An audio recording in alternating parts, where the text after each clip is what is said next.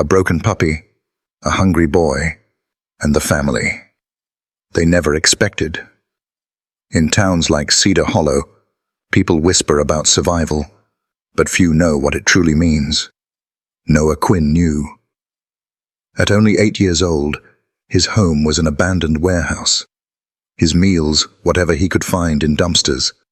His lullabies, the echoes of silence. On the edge of Miller's Gorge, he stumbled upon a sound. Soft, whimpering, almost lost to the wind. Following it led him to a box tucked beneath the rocks. Inside, a puppy lay struggling for breath, its twisted leg a mark of someone's decision that it wasn't worth saving. Noah knelt there, torn between fear and hunger. He had nothing to give, except everything he was. Wrapping the pup in his threadbare jacket, he whispered, "We'll try together." It was a choice that would pull strangers into their orbit, a grieving widow, a stern sheriff, a veterinarian with her own scars, and even a man hardened by loss and hatred.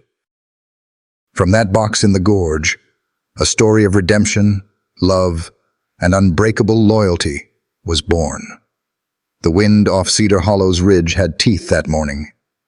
It slid under the torn seams of Noah Quinn's jacket, gnawed at the skin beneath, and made his thin body shake with a rhythm not entirely his own.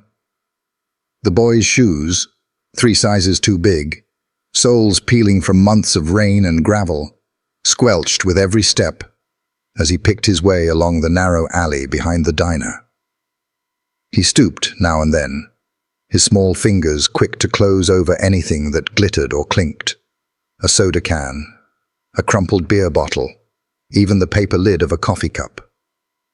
5 cents here, 10 cents there. If luck held, by nightfall, he might scrape together enough for a loaf of day-old bread from Murphy's Market. But luck was a stranger to Noah. Hunger was not. At just 8 years old, he carried himself with the watchfulness of someone 3 times his age. His eyes never rested, always flicking to the corners where shadows stretched, to the faces of men leaving the tavern too early, to the store owners who sometimes shouted before he could explain he wasn't stealing. Distrust had been stitched into him as tightly as the frayed cuffs of his sleeves.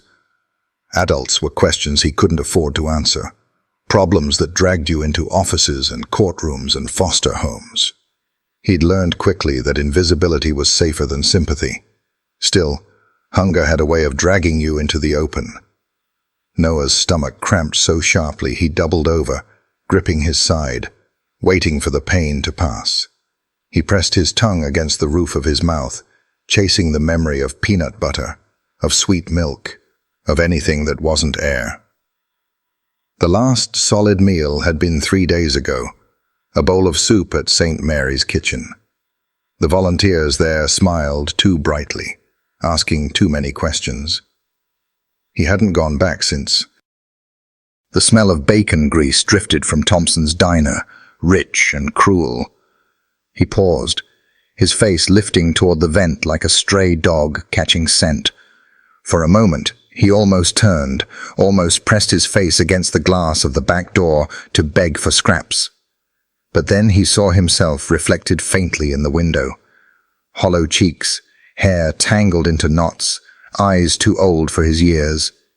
And he remembered the look in his mother's eyes the last time she saw him.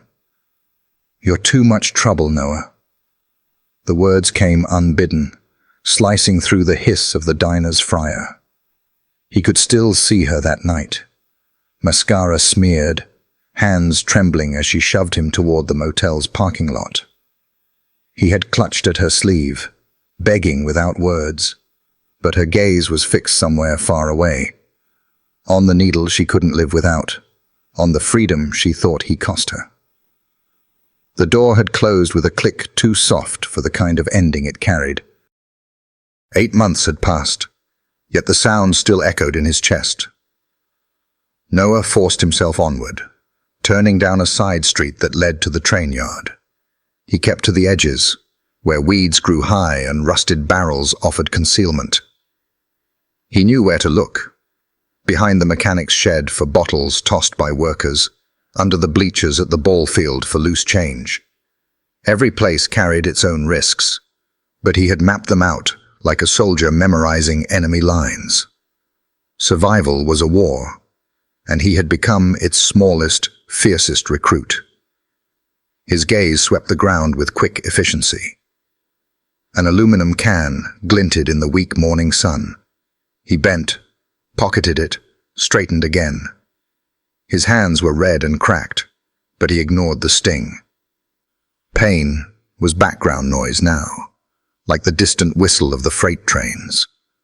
For a moment, he paused at the chain-link fence that bordered the yard. Beyond it, the mountains rose dark and jagged, their slopes dusted with early snow. He thought about the hikers who came through Cedar Hollow on weekends, carrying packs stuffed with granola bars, bottled water, and trail mix. Sometimes, if he was careful, he could follow at a distance and scavenge what they left behind. The idea stirred something inside him, not hope exactly, but a flicker of possibility.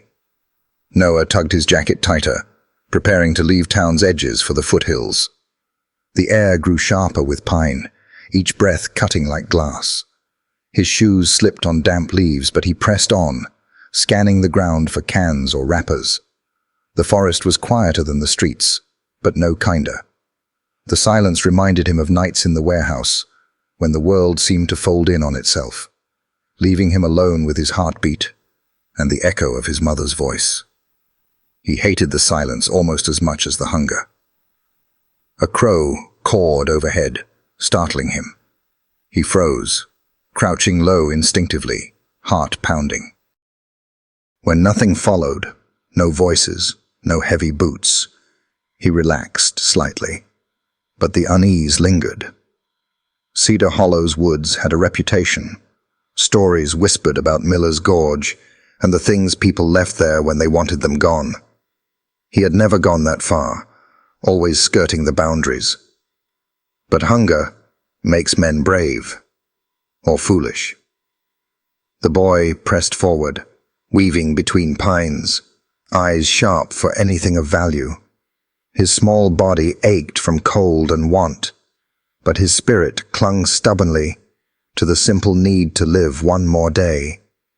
And beneath it all, beneath the hunger and the distrust, there flickered something Noah couldn't quite kill, the longing for someone to stay, someone to choose him. He kicked at a stone, swallowing hard. "Don't think like that," he muttered to himself. Dreams were dangerous. Food was real. Cans were real. Survival was real. He forced his mind back to the task, shoulders hunched, eyes on the ground. Yet, as he moved deeper into the trees, the world seemed to hold its breath. The air grew still, the wind muted. And in that fragile quiet, Noah heard something that wasn't silence at all. A sound so faint, he almost dismissed it.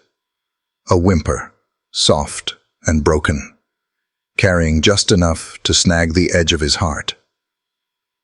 Noah straightened slowly, his head tilting, his breath caught between fear and curiosity. He listened. The sound came again, barely there, but unmistakably alive, and with it, the first thread in a story that would bind his fractured life to another's. The sound came again. At first, Noah thought it was the wind, threading itself through the pines, a trick of the hollow woods that always seemed to carry whispers. But this was different. Softer, fragile in a way that snagged the raw places in his chest. He stopped mid-step, breath frosting in the cold air, ears straining. A whimper, thin and broken, the kind of sound that didn't belong in a forest. His instinct screamed to turn back. In Cedar Hollow, noises you couldn't name usually meant trouble. Grown men muttered warnings about Miller's Gorge. about the things dumped there when someone didn't want them found again. Broken tractors, old refrigerators. Once, even a deer carcass, left to rot where buzzards circled. Kids at school used to whisper that people ended up there too. Though Noah hadn't been to school in nearly a year, he should have ignored it. Should have kept walking, eyes on the ground, thoughts on bottles and scraps. But the whimper carried again, weaker this time, and something deep inside him twisted. It wasn't just a noise, it was a plea. Noah clenched his fists at his sides. His bones ached from hunger. His body screamed for him to save his strength. But his feet betrayed him, carrying him off the faint trail and down the slope where pine roots coiled like black veins. The ground grew treacherous fast, slick with needles and damp moss. He slipped once, catching himself on a branch that left a raw scrape across his palm. He hissed at the sting but pressed on, following the sound as it ebbed and returned like a dying heartbeat. The gorge opened before him suddenly, a wound in the earth. Jagged rocks lined the descent, shadows pooling thick even though it was still morning. Down here, the world felt abandoned. The silence pressed heavy, broken only by that faint, desperate whimper. And then he saw it. Beneath an overhang of stone, half hidden by dead branches and trash, sat a cardboard box. Rain had warped its sides, sagging inward as though the weight of the world had pressed too hard. It might have been mistaken for garbage, except garbage didn't breathe. Noah froze. Every instinct told him to run. Boxes left in places like this didn't hold good things. But then a sound rose from inside, soft, cracked, and terribly alive. He approached on shaking legs. The box was small, no bigger than the crate he used to stand on to reach shelves in the kitchen, back when his mother still kept him around. The flaps gaped just enough to reveal what lay within. Noah's breath hitched. A puppy. German Shepherd, though smaller than any he'd seen before. Its fur, once thick, was matted and patchy, damp from rain. The creature's sides rose and fell in shallow, labored rhythm. One hind leg bent at an unnatural angle, twisted inward as though the bones themselves had betrayed it. But it was the eyes that rooted Noah in place. Dark, glassy, yet burning with something he recognized. Pain, yes. Fear, too. But beneath that, a question. A question Noah had seen in his own reflection more times than he could count. Why wasn't I worth keeping? The puppy whimpered again, so faint it barely stirred the air. Noah dropped to his knees before the box, hands hovering uselessly in the cold. His throat tightened. He should walk away. He could barely feed himself. How could he save this broken thing? Yet as he stared, he realized he already knew the truth. He couldn't leave. His mind betrayed him with memory. The motel parking lot. His mother's hand slipping from his, her voice hard as stone. You're too much trouble. The door shutting. The silence after. The way the world had felt suddenly emptied of every reason to exist. That was the same silence he saw now in the puppy's eyes. No. His voice cracked, barely audible. He reached forward with trembling fingers, brushing damp fur. The puppy flinched, then leaned weakly into the touch, as if surrendering, as if saying, "If you're here, maybe I can rest." Something hot and fierce surged in Noah's chest. It wasn't strength. It wasn't hope. It was something simpler, sharper. Refusal. Refusal to let this tiny life die in the same kind of abandonment that had nearly swallowed him whole. "You're not garbage," he whispered. "Not to me." He slid both arms under the puppy, lifting gently. The animal was lighter than he expected, almost frighteningly so. Its heat burned against his ribs, fever radiating like a furnace about to go out. The twisted leg dangled awkwardly, and Noah cradled it carefully against his chest, murmuring nonsense sounds to soothe them both. The puppy gave a weak sigh, a breath that felt like surrender and trust. Noah swallowed hard. He had nothing. No food beyond a single can of soup back at the warehouse. No medicine, no blanket that wasn't already torn. But he had himself. He had the decision, made right there, in the hollow of Miller's Gorge. He would not abandon what had been abandoned. He looked down at the fragile creature pressed against him. Its ears twitched feebly. Its eyes flickered open, locking with his. And in that moment, boy and dog mirrored each other's scars, each recognizing the other's brokenness. For the first time in months, Noah felt something spark against the darkness inside him. Not safety, not certainty, but connection. He rose slowly, clutching the puppy close. The climb out of the gorge would be brutal with his weak body and the animal in his arms. But it didn't matter. Survival had always been about finding reasons to keep going. Now he had one. The forest around him seemed to exhale, as though the pines themselves had been holding their breath. The boy set his jaw, turning back toward the path he'd descended. Each step was heavier now, not just with weight, but with responsibility. Yet for the first time, Noah didn't feel entirely alone. As he began the long climb out of Miller's Gorge, his voice carried softly through the stillness, a vow whispered more to himself than to the creature he carried. I've got you. We're both still here. And we're not done yet. For a long moment, Noah just stood there in the gray silence of Miller's Gorge. The puppy pressed against his chest like something both fragile and burning. His arms ached. His breath came hard. But it wasn't the climb that frightened him. It was the question gnawing at the hollow places inside. What if I can't do this? He looked down at the tiny creature, whose head lolled weakly against his jacket. The fever's heat seeped through the thin fabric, a constant reminder of how close the puppy teetered to the edge. One wrong night in the cold, one empty belly too many, and this little spark would be gone. Noah already knew the edge well. He walked it every day. His stomach growled so violently it bent him forward, doubling the doubt. He had one can of soup left back at the warehouse. That was supposed to be his dinner, his one guarantee against the long ache of another night. Could he really give it up? Could he really choose this broken thing over his own survival? The answer should have been no. Logic said no. Survival screamed no.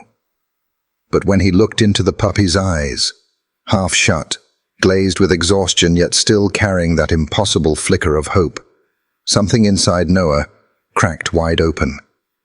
He saw himself, standing outside that motel a lifetime ago, watching his mother walk away without looking back. He remembered thinking, if she had turned once, just once, maybe I would have made it. This dog needed someone to turn. Noah's throat tightened as he shifted the bundle in his arms. I can't leave you, he whispered, voice raw. Even if it kills me, I can't. The choice was made in that moment. Not because it was smart, not because it was easy, but because sometimes love arrived disguised as responsibility, and you either accepted it or you died a little more inside. Noah crouched on the damp earth, tugging at the zipper of his jacket. It stuck halfway, teeth jammed from too many years of use. He forced it down, the cold biting instantly into his chest. Carefully, he wrapped the puppy in the thin fabric, tucking its twisted leg close so it wouldn't dangle. The animal shivered, then nestled against him, as if it understood the sacrifice. The jacket was all Noah had to shield himself from Cedar Hollow's merciless autumn. But he didn't hesitate. He pulled the edges snug around the puppy and pressed it tighter to his ribs, feeling their 2 heartbeats stumble into rhythm. The climb out of the gorge was harder than he'd imagined. Each step dragged at his legs, turning them to lead. More than once, his shoe slipped on loose stone, and he nearly went down, curling instinctively to protect the bundle in his arms. His palms scraped raw against rock, blood smearing into dirt, but he refused to loosen his grip. He spoke to the puppy the whole way, not sure if he was calming it or himself. Almost there. Just a little higher. You're light as air, you know that, like carrying smoke. The words puffed into the cold air, fragile threads binding him to the life he carried. By the time he reached the rim, sweat and cold mixed on his skin, leaving him shivering so hard his teeth rattled. He staggered onto the trail, lungs burning, but he didn't stop. If he stopped, doubt would creep back in. The miles stretched long beneath the shadow of the pines. The puppy barely stirred, only a faint whimper now and then. Noah quickened his pace each time, terror clawing at him. He couldn't lose this life before it even began. His arms screamed from the weight. His body begged him to set the puppy down, to rest just a minute. But each time he thought of it, he pictured the cardboard box sagging in the gorge, the way it looked like a coffin waiting to collapse. He wouldn't go back to that, not for the dog, not for himself. Halfway to town, Noah paused under a stand of birch trees, his knees trembling. He slumped against the trunk, pulling the bundle closer, whispering, "Stay with me. Don't you quit." The puppy gave a faint sigh, and for one breath, Noah let himself believe it was an answer. He closed his eyes briefly, listening to the woods around him. The wind whispered through branches, carrying the smell of damp earth.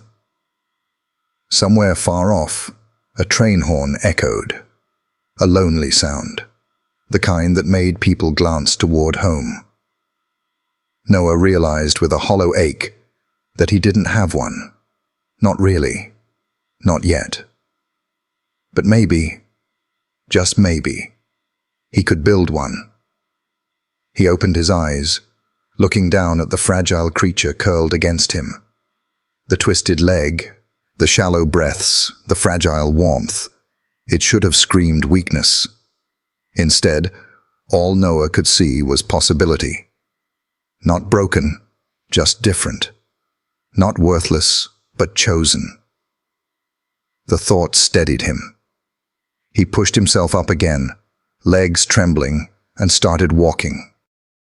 Each step toward the warehouse felt heavier, but it also felt truer. He wasn't just carrying a puppy.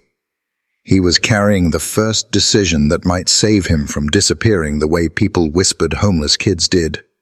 As the faint outlines of Cedar Hollow's industrial edge came into view, dark warehouses hunched against the skyline, Noah pulled the jacket tighter around the puppy and whispered into its damp fur. "Your Scout," he said softly, choosing the name as if naming meant claiming, as if claiming meant saving. "Because you found me before I even knew I was looking." The puppy shifted faintly, a breath catching in its throat, and Noah felt the smallest tremor of a tail against his wrist. It was nothing, a flicker, but to him, it was everything.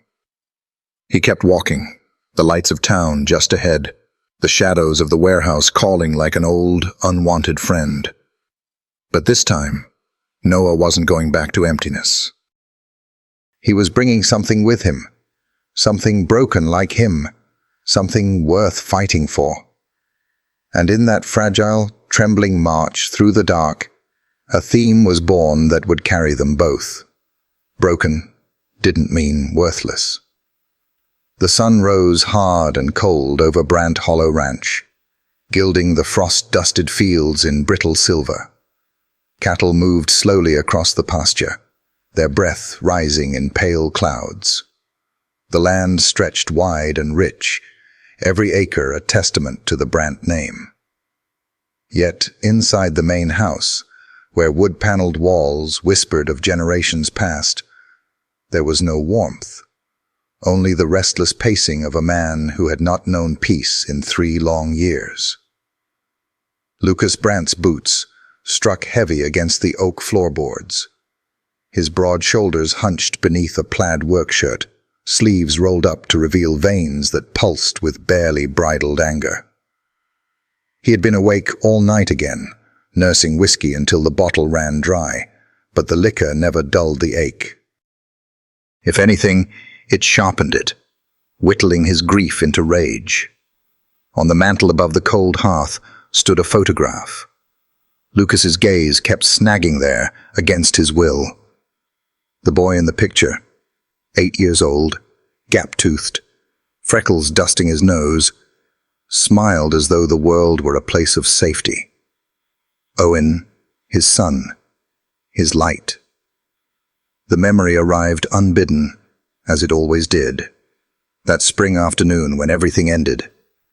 Owen had been running across the pasture, chasing laughter, chasing freedom. The neighbor's German shepherd had slipped loose, instincts twisted by neglect. It saw the boy as prey. Lucas had heard the scream before he saw the blood. By the time he reached them, it was too late. Owen lay crumpled, life spilling out faster than Lucas could hold it in. And yet even then, his son's final breath hadn't been anger. His lips, pale and trembling, had whispered, "Daddy, help him." Not himself, but the dog. Lucas had never understood it, couldn't forgive it. His boy's compassion had died alongside him, leaving only Lucas's fury behind. Every German shepherd was guilty now, every sharp ear, every dark eye, every echo of that breed was Owen's killer reborn. Lucas had turned that fury into law on his ranch. No shepherd lived here. No shepherd survived here. This morning, the rule would be tested again. A knock rattled the front door. Lucas didn't bother with greetings.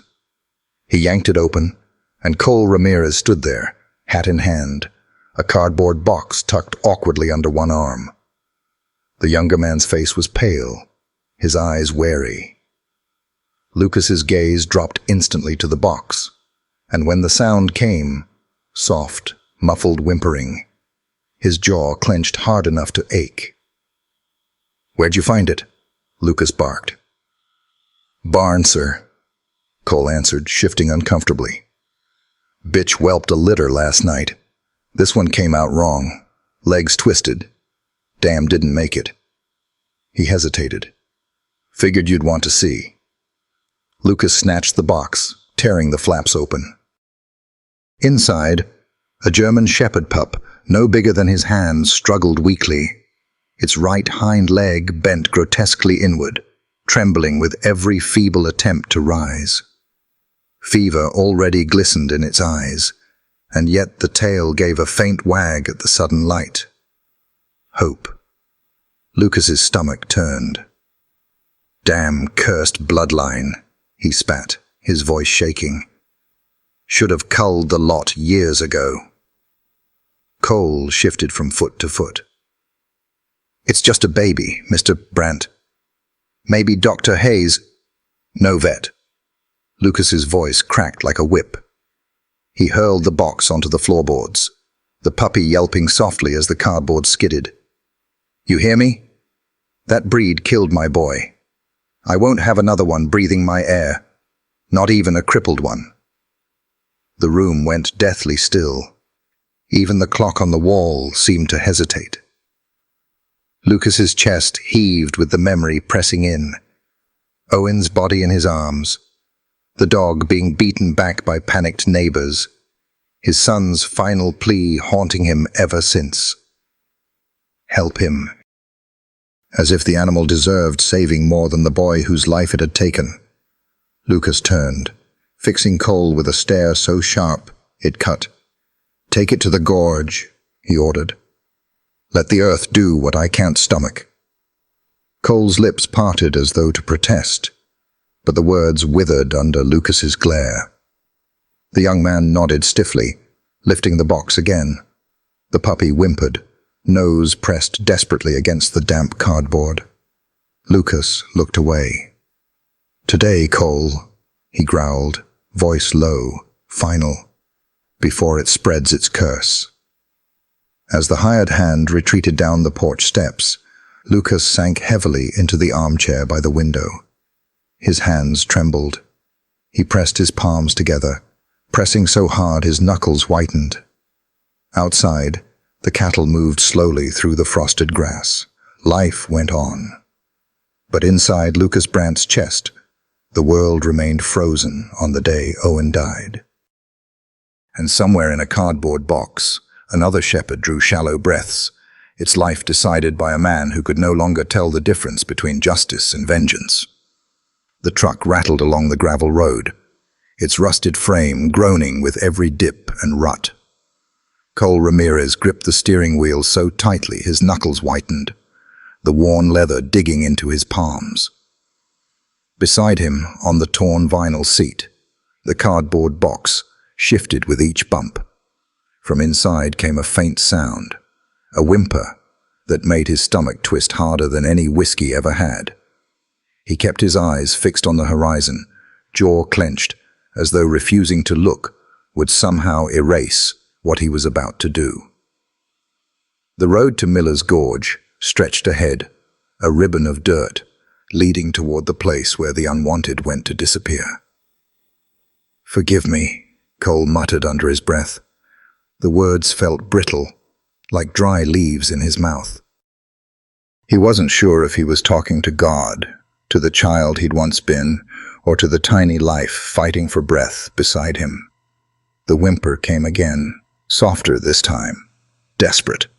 Cole's throat ached. He risked a glance at the box.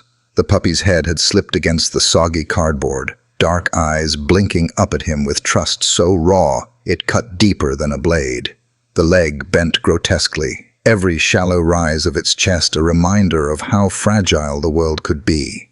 He thought of Marisol then, his wife, her hands folded over the curve of her belly at night, 3 months pregnant.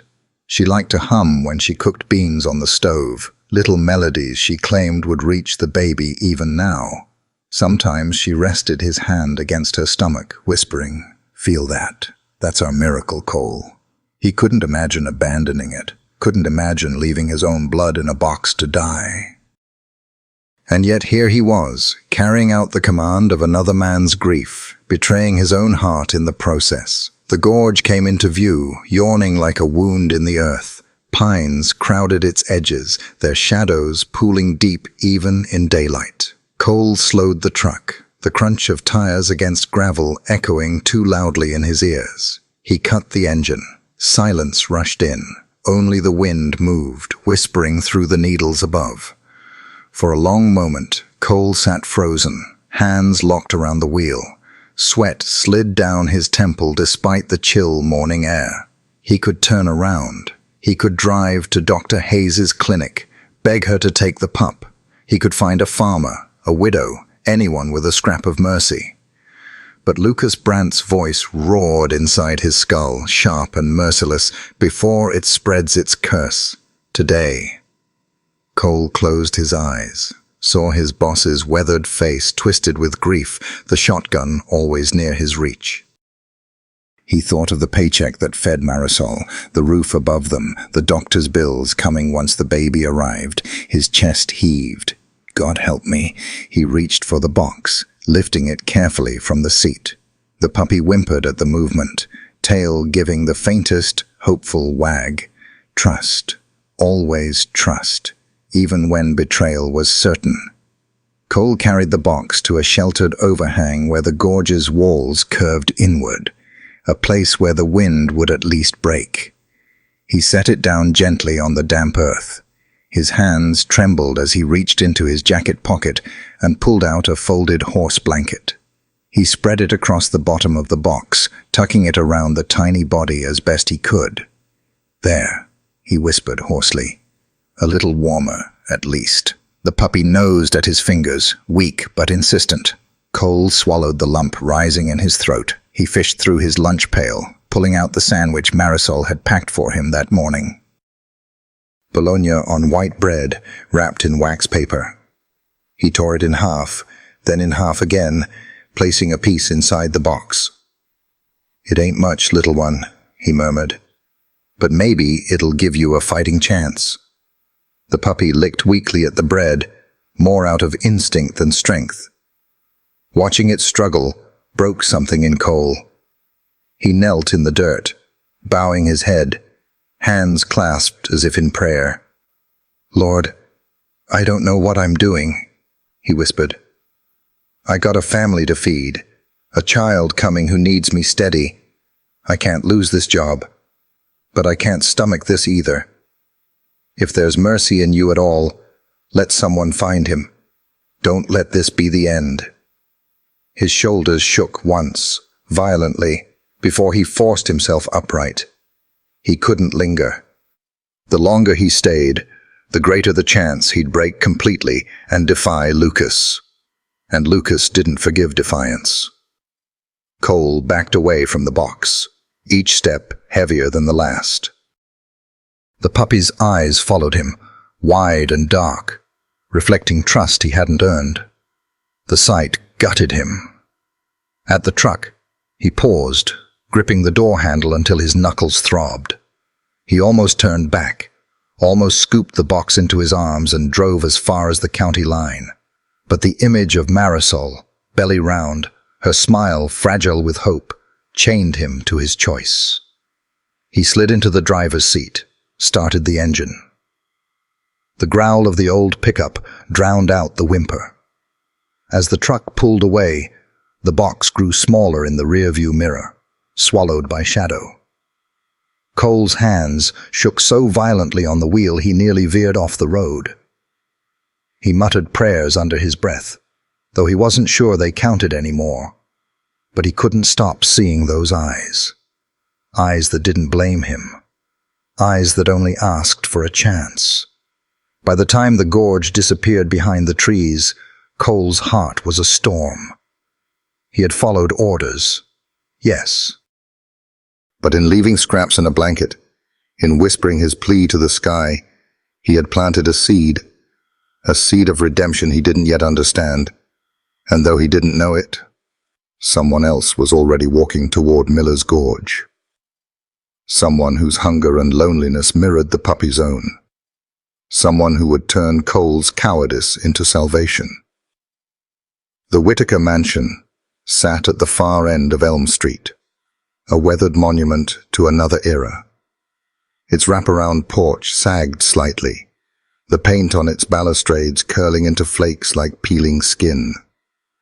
Once, it had been alive with children's laughter, with piano music echoing through the parlor, with the warm scent of cinnamon rolls drifting from the kitchen on Sunday mornings. Now, at 78, Eleanor Whitaker lived inside it alone, a queen without a court, surrounded by 12 silent rooms that had forgotten what joy sounded like. She moved carefully through the long hall that morning, her slippers whispering against polished wood that gleamed more from memory than effort. Dust gathered in corners where she no longer bothered to sweep. The rooms upstairs remained closed, beds still made, curtains drawn. Her late husband Harold had always insisted on keeping a tidy house, but after cancer claimed him 3 winters ago, Eleanor's will to maintain appearances had withered. The dining table still seated 12, though only one place was ever set. This morning, as every morning, Eleanor laid out a single plate, fork, and teacup with ritual precision. She carried them into the kitchen, where the clock ticked too loudly against the silence. Her arthritic hands trembled as she poured hot water over a tea bag, the steam fogging her bifocals. Across from her, Harold's chair remained empty but not untouched. She sometimes rested her palm against its back, as though he might still arrive if she kept the place warm. Loneliness, she had discovered, was not loud.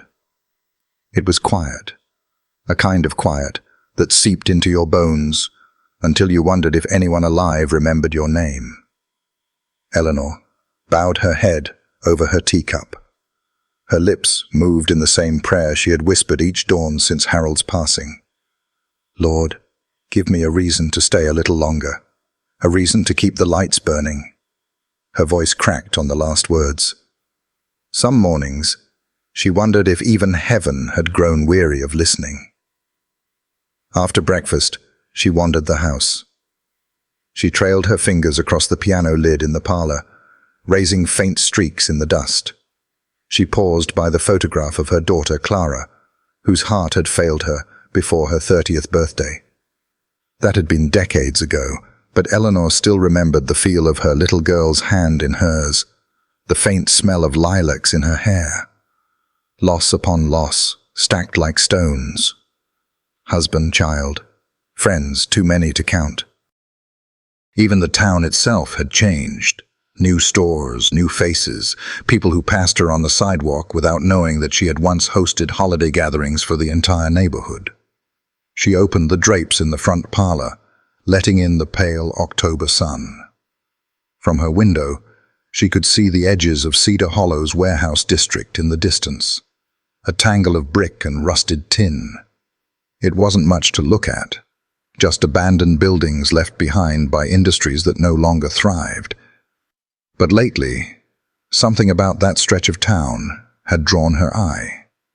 There had been signs, faint, but enough for her sharp instincts to notice.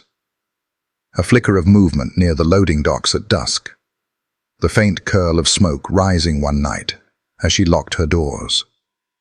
Once, when she drove past, she thought she saw a thin figure slipping between shadows, clutching something close to his chest. At first, she dismissed it. Children sometimes lingered there, daring each other to brave the ruins. But there was a persistence to it, a quiet rhythm that suggested not mischief, but survival. And Eleanor, who knew too well what survival cost, felt her heart stir in ways it hadn't for years. That afternoon, she walked the long hall again, pausing by Harold's chair before settling on the porch. The autumn wind pressed against her shawl, and she watched as leaves tumbled across the empty street. She thought again of her prayer.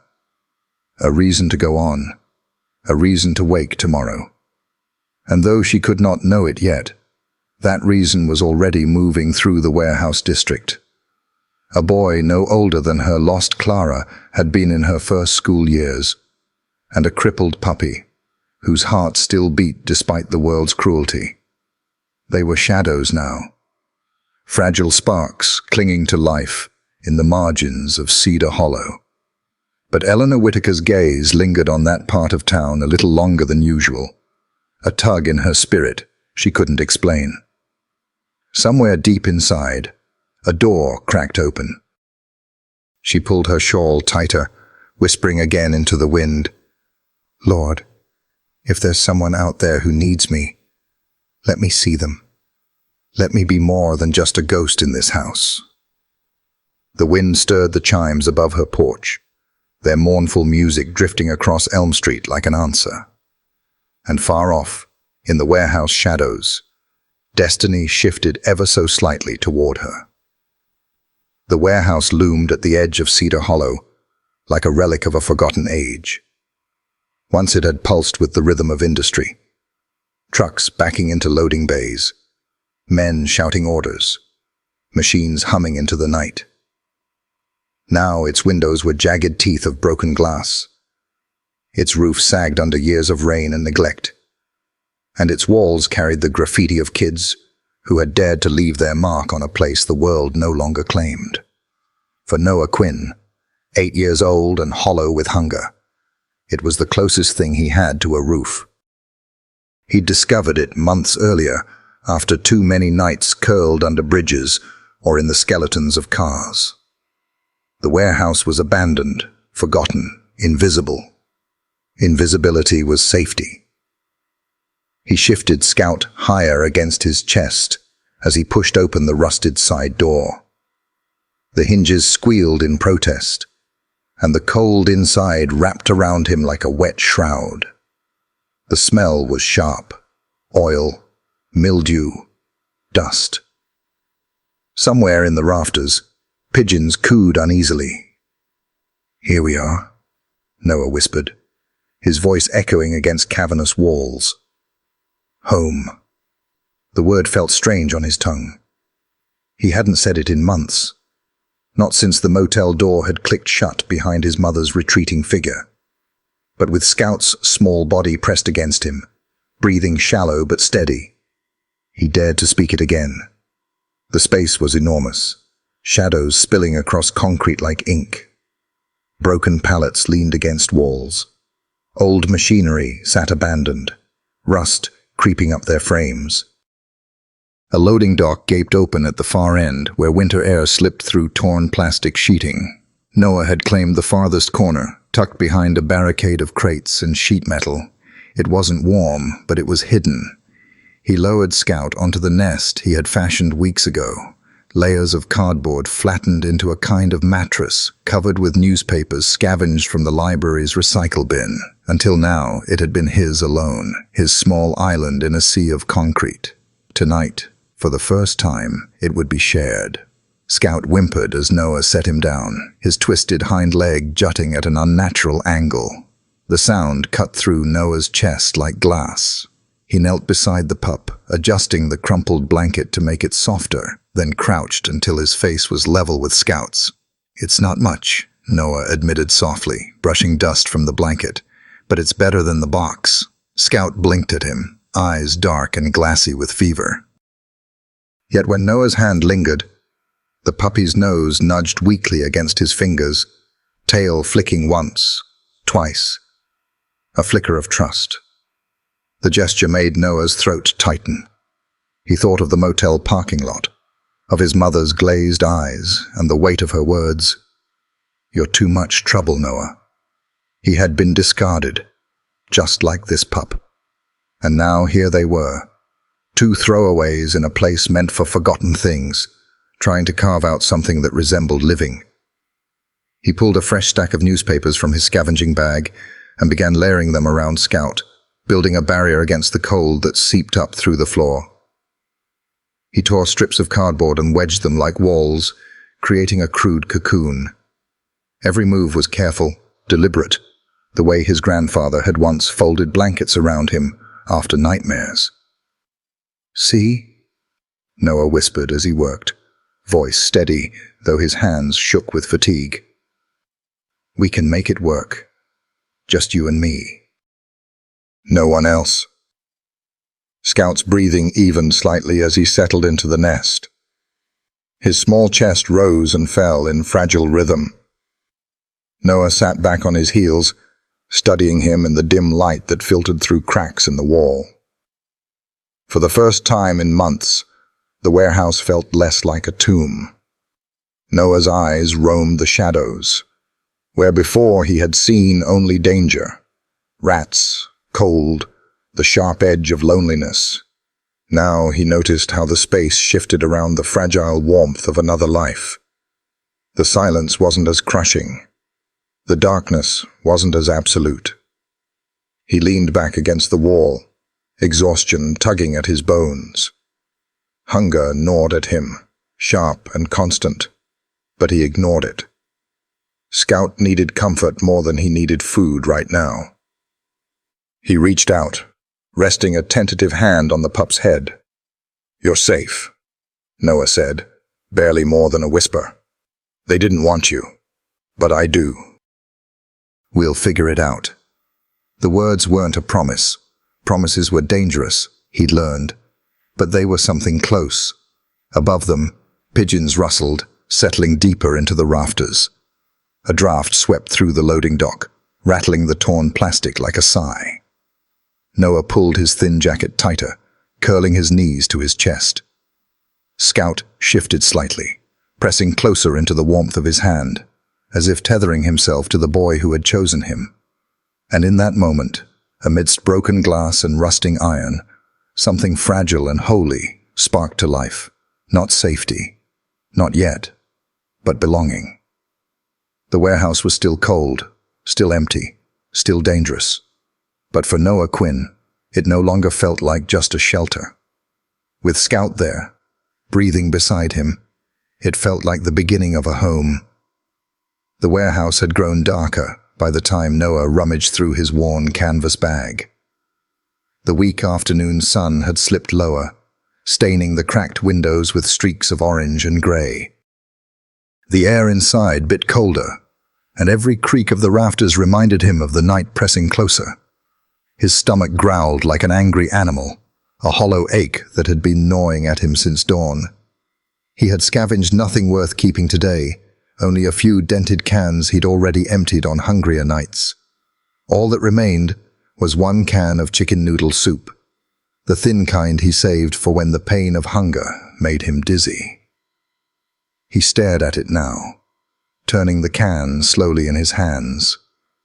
The label had faded, the edges of the metal rim rusted, but it was food, his food. His gaze drifted to Scout. The pup lay curled in the nest of cardboard and newspaper, chest rising in shallow rhythm, one paw twitching as if chasing something in a dream. When Noah shifted, Scout's eyes cracked open, dark, fever bright, searching. A soft whimper escaped his throat. Noah's heart clenched. He had known hunger all his life, but it had never felt this sharp until he looked into another pair of eyes that mirrored his pain. The gnawing inside him wasn't just hunger anymore. It was choice. He fished the rusted opener from his bag, its blade bent but still usable, and worked at the lid. The scrape of metal against metal echoed through the empty warehouse, startling the pigeons in the rafters. When the lid finally gave way with a reluctant pop, a faint aroma filled the air. Chicken, salt, broth. To Noah, it smelled like survival. To Scout, it smelled like hope. He poured half the contents into a cracked plastic container he had found weeks ago behind Thompson's diner. Steam curled upward, fragile tendrils vanishing into the chill. He set it carefully before Scout. "Here," Noah whispered, his voice shaking. "This part's yours." Scout lifted his head with effort, nose twitching at the scent. He pushed himself upright, his twisted leg dragging clumsily beneath him. The pup wobbled but leaned forward, tongue darting to lap at the lukewarm broth. Each attempt looked painful, his thin body trembling with the effort, yet he kept trying, desperate, determined. Noah sat cross-legged nearby, the other half of the soup still in the can. He watched Scout struggle, spoon hovering over his own portion. His stomach twisted with longing at the sight of noodles floating in the broth, but the sound of Scout's labored licking anchored him. "Easy," Noah murmured, sliding closer to steady the container. "Take your time." Scout's eyes flicked up at him, dark pools filled with gratitude Noah couldn't remember ever seeing in another living thing. That look broke through his hunger, silenced the growl in his belly.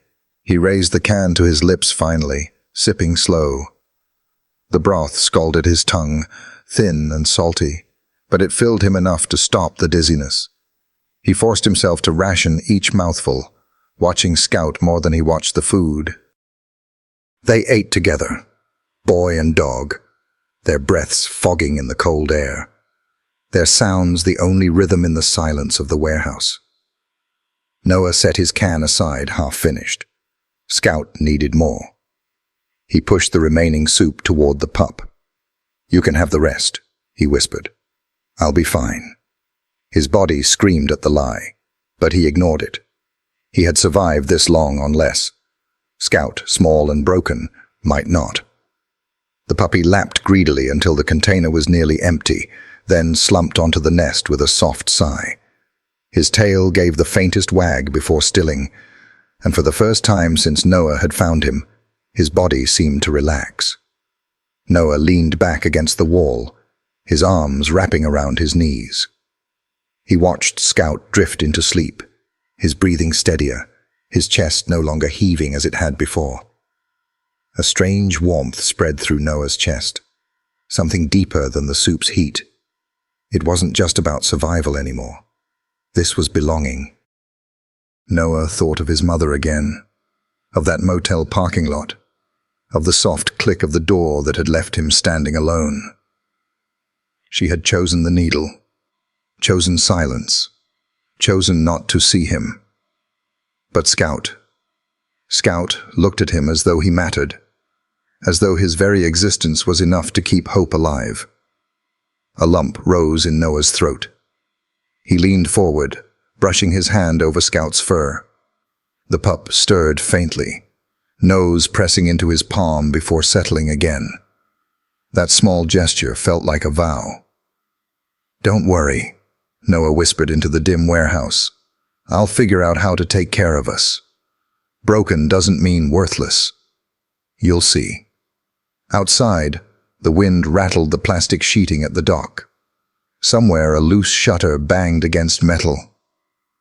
But inside, by the fragile glow of fading daylight, two abandoned souls shared the same warmth for the first time. The warehouse no longer felt like ruin.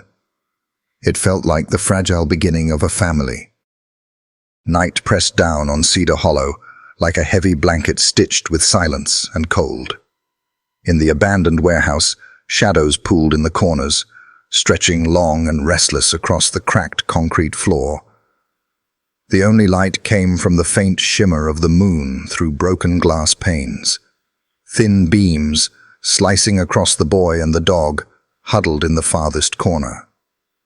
Noah Quinn lay curled on the flattened cardboard that served as his bed, his knees drawn tight against his chest, his thin jacket wrapped around him like a shield.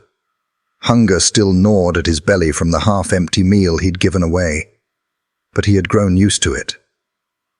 What he hadn't grown used to, what no child ever should, was the darkness that made every memory louder. He shut his eyes, but images always came. The motel parking lot, his mother's voice, brittle and sharp as the click of the lock. The sound of her footsteps fading as he stood there with nothing but the night and his own worthlessness echoing in his chest. Some nights he dreamt she came back for him. Other nights, he dreamt she didn't. Both hurt the same when he woke. A sound stirred him from the edge of sleep. Not the pigeons above, not the wind rattling the broken dock door. This was softer, sharper. A whimper. Noah lifted his head.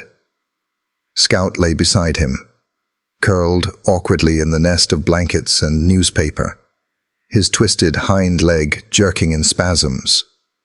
The puppy whimpered again, high-pitched and broken, as though some invisible hand pressed cruelly against his ribs. "Hey," Noah whispered, pushing himself upright. His voice was rough with fatigue, but gentled by instinct. "Shh, you're safe now." He reached out, hesitant at first, then rested his hand on Scout's side. The pup flinched, but didn't pull away. His small body trembled under Noah's palm, shuddering with phantom pain that no comfort could erase. Noah stroked him gently, slow circles across wiry fur, whispering words that came before he could think them. "It's just a dream, boy. Just shadows. They can't touch you here." The sound of his own words startled him. No one had ever whispered reassurances like that to him, not since his grandfather, long before the sickness took his mind. The words felt foreign and familiar all at once, as though speaking them aloud was healing something inside Noah, too. Scout's whimpers quieted, though his breathing remained ragged. His dark eyes flickered open, catching the slice of moonlight. For a moment, they locked on Noah's face, wide and pleading, as if asking whether he was truly safe. Noah swallowed hard, tightening his hand against the pup's ribs. "You're not alone anymore," he whispered. Neither of us are. The warehouse settled around them, the air still cold, the shadows still deep. Yet something shifted in the dark, subtle but certain. The loneliness that had pressed so heavy on Noah's chest felt a little lighter, with Scout pressed against him. He lay back slowly, tugging the blanket so that Scout could crawl closer. The pup limped into the crook of his thin frame, sighing against Noah's chest. Their breaths began to fall into rhythm, boy and dog, both broken, both scarred, finding solace in the fragile warmth of each other's presence. Noah closed his eyes again.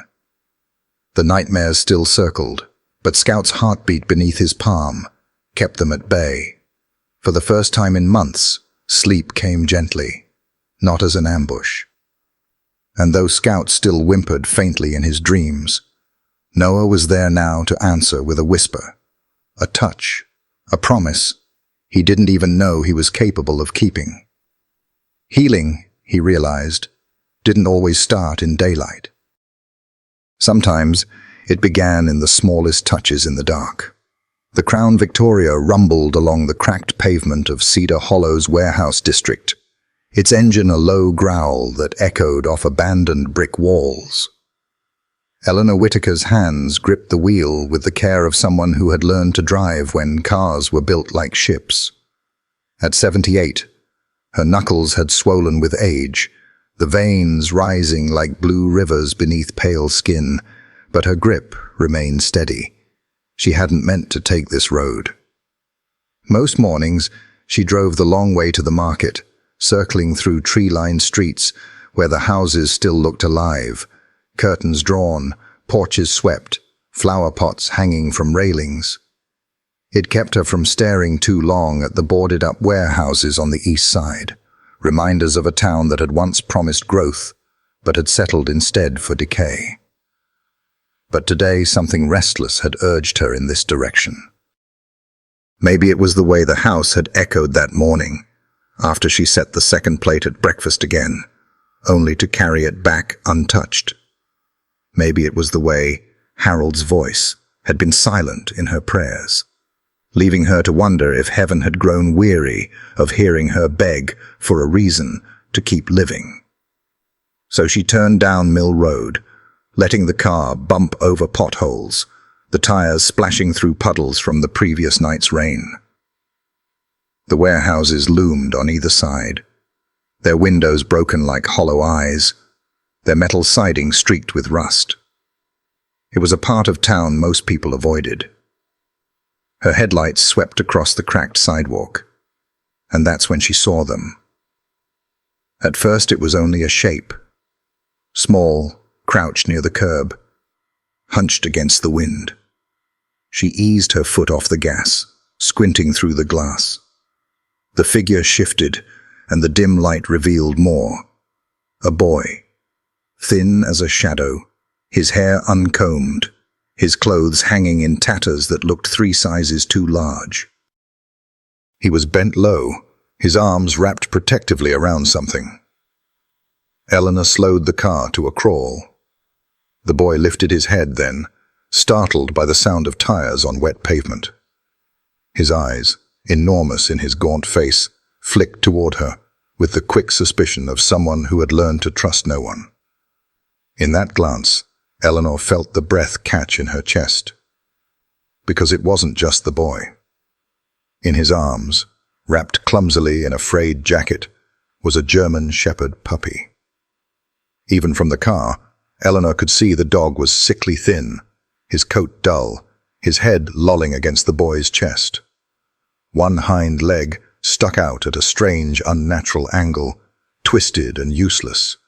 They looked like 2 castaways clinging to each other in the wreckage of some invisible storm. The boy crouched lower, as if shielding the puppy from her gaze, his thin shoulders squared in a gesture that was both fragile and fiercely protective. The pup whimpered, and the boy's hand immediately stroked him, whispering something Eleanor couldn't hear, but recognized all the same. The rhythm of comfort, of love, of someone saying, "You're not alone." Eleanor's heart ached in a way it hadn't in years. The road behind her was empty, the warehouses silent, but for the distant clang of loose sheet metal in the wind. She let the car idle, her eyes locked on the image before her. A boy who looked discarded by the world, and a crippled dog whose very existence mirrored his. Alone, they might have looked like victims. Together, they looked like survivors. For a moment, she was afraid to move, afraid that if she blinked or pressed too hard on the gas, the vision might vanish, like a dream upon waking. She had prayed for a reason to keep living, for something to give her purpose in these long, echoing years. And here, on the side of a forgotten road, it felt as though her prayer had taken flesh and bone. The boy's eyes never left her car. They were wary, yes, but there was something else buried there too, something she recognized from her own reflection in lonely mirrors. It was the look of someone waiting to see if the world would pass by again without stopping. Eleanor's hand trembled on the wheel. She wanted to roll down the window, to call out, to tell him he wasn't invisible. But she also knew sudden movements could send him running. So she stayed still, watching as the boy adjusted his jacket tighter around the pup, whispered something, then stood. He was even smaller than she'd thought, his body all sharp edges beneath baggy fabric, his shoes worn through at the soles, yet he held the crippled dog with a gentleness that undid her. They crossed the street slowly, the boy keeping his distance from her car, slipping into the shadow of a warehouse. For a moment, Eleanor almost turned after them, almost stopped the car right there. Instead, she pressed her foot gently to the gas. The Crown Victoria rolled forward, her heart thundering. She told herself she would see them again. Somehow, she knew she would. And as she drove on, Eleanor whispered a prayer into the silence of the car, her voice breaking. "Lord, if this is the answer I've been begging for, give me courage not to look away." The following morning, Eleanor could not shake the image. All night she had tossed in her wide bed, her fingers curling into the quilt she had stitched with Harold 40 years ago, the empty half of the mattress, as cold and unyielding as stone. Each time she drifted into shallow sleep, she saw them again. The boy hunched by the curb, arms wrapped around the crippled pup, as though daring the world to pry them apart. By dawn, she had made her decision. She filled a canvas bag with what her hands knew without thinking. A wool blanket that had belonged to Harold, 2 cans of chicken broth, a loaf of bread, a thermos of hot coffee. On impulse, she tucked in an apple too, bright red against the grey of her bag. It struck her how pitifully small her offering seemed, and yet it was something. The Crown Victoria grumbled awake in the driveway. Eleanor steered it toward the warehouses, her heart drumming faster the closer she drew. The district still looked abandoned, the windows broken, the alleyways littered with rusted metal and forgotten crates. Yet, she knew better now. Somewhere among these shadows, life was fighting to hold on. She parked near the same curb where she had seen them. For a long moment, she simply sat, gripping the steering wheel until her knuckles whitened. What if the boy ran? What if he mistook her kindness for a threat? Eleanor took a breath, forcing herself to remember the way Harold used to approach wounded strays. Slow, gentle. Let them smell your kindness before you speak it. She climbed out, the autumn wind tugging at her coat. "Hello?" she called softly, her voice careful, almost musical. "My name is Eleanor. I live over on Willow Street." The silence stretched. She set the bag on the hood of her car and unzipped it so the boy could see the contents. Steam curled from the thermos cap when she unscrewed it, carrying the rich scent of coffee into the cold air. "I'm not here to hurt you," she added, her voice trembling only slightly. "I thought maybe you could use some food or a blanket." From the shadows near the warehouse door, movement stirred. The boy emerged slowly, Scout bundled in his arms. His eyes narrowed, suspicious, his shoulders hunched like an animal bracing for a blow. "I don't need anything," Noah said. His voice cracked with the thin rasp of hunger, but it carried the defiance of someone who had repeated those words too many times before. Eleanor's heart clenched. She could see the bones pressing against his skin, the jacket barely clinging to him, the shoes falling apart at the seams.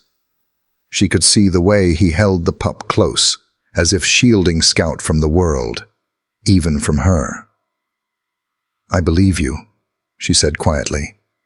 "You've managed this long, haven't you? But sometimes it's not about need. Sometimes it's about easing the ache for a little while." Noah's jaw tightened. Adults always say that. Then they take something back later.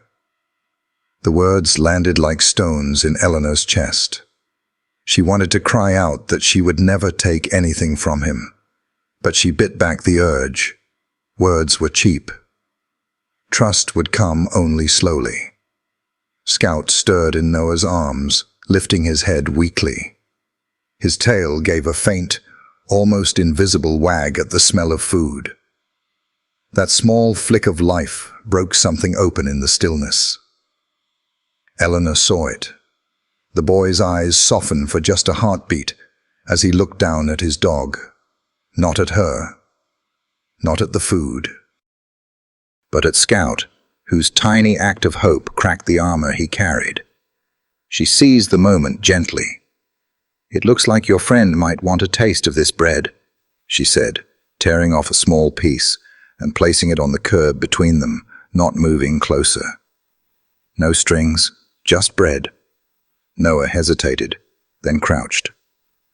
Scout sniffed, licked once, then took the piece clumsily between his teeth. The sound of the pup chewing filled the silence. For the first time, Noah looked up at her.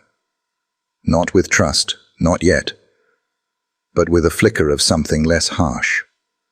Recognition, perhaps, that she wasn't pitying him. She was seeing him. Eleanor smiled faintly, her throat tight. "You've done a beautiful thing for him," she said, keeping him alive when most people would have walked away. Noah's arms tightened around Scout.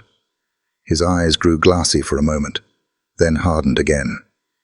"He's mine. Nobody's taking him." Eleanor nodded, her own eyes brimming. "Then let me help you keep him yours." The wind shifted, carrying the faint clang of metal deeper in the warehouse district.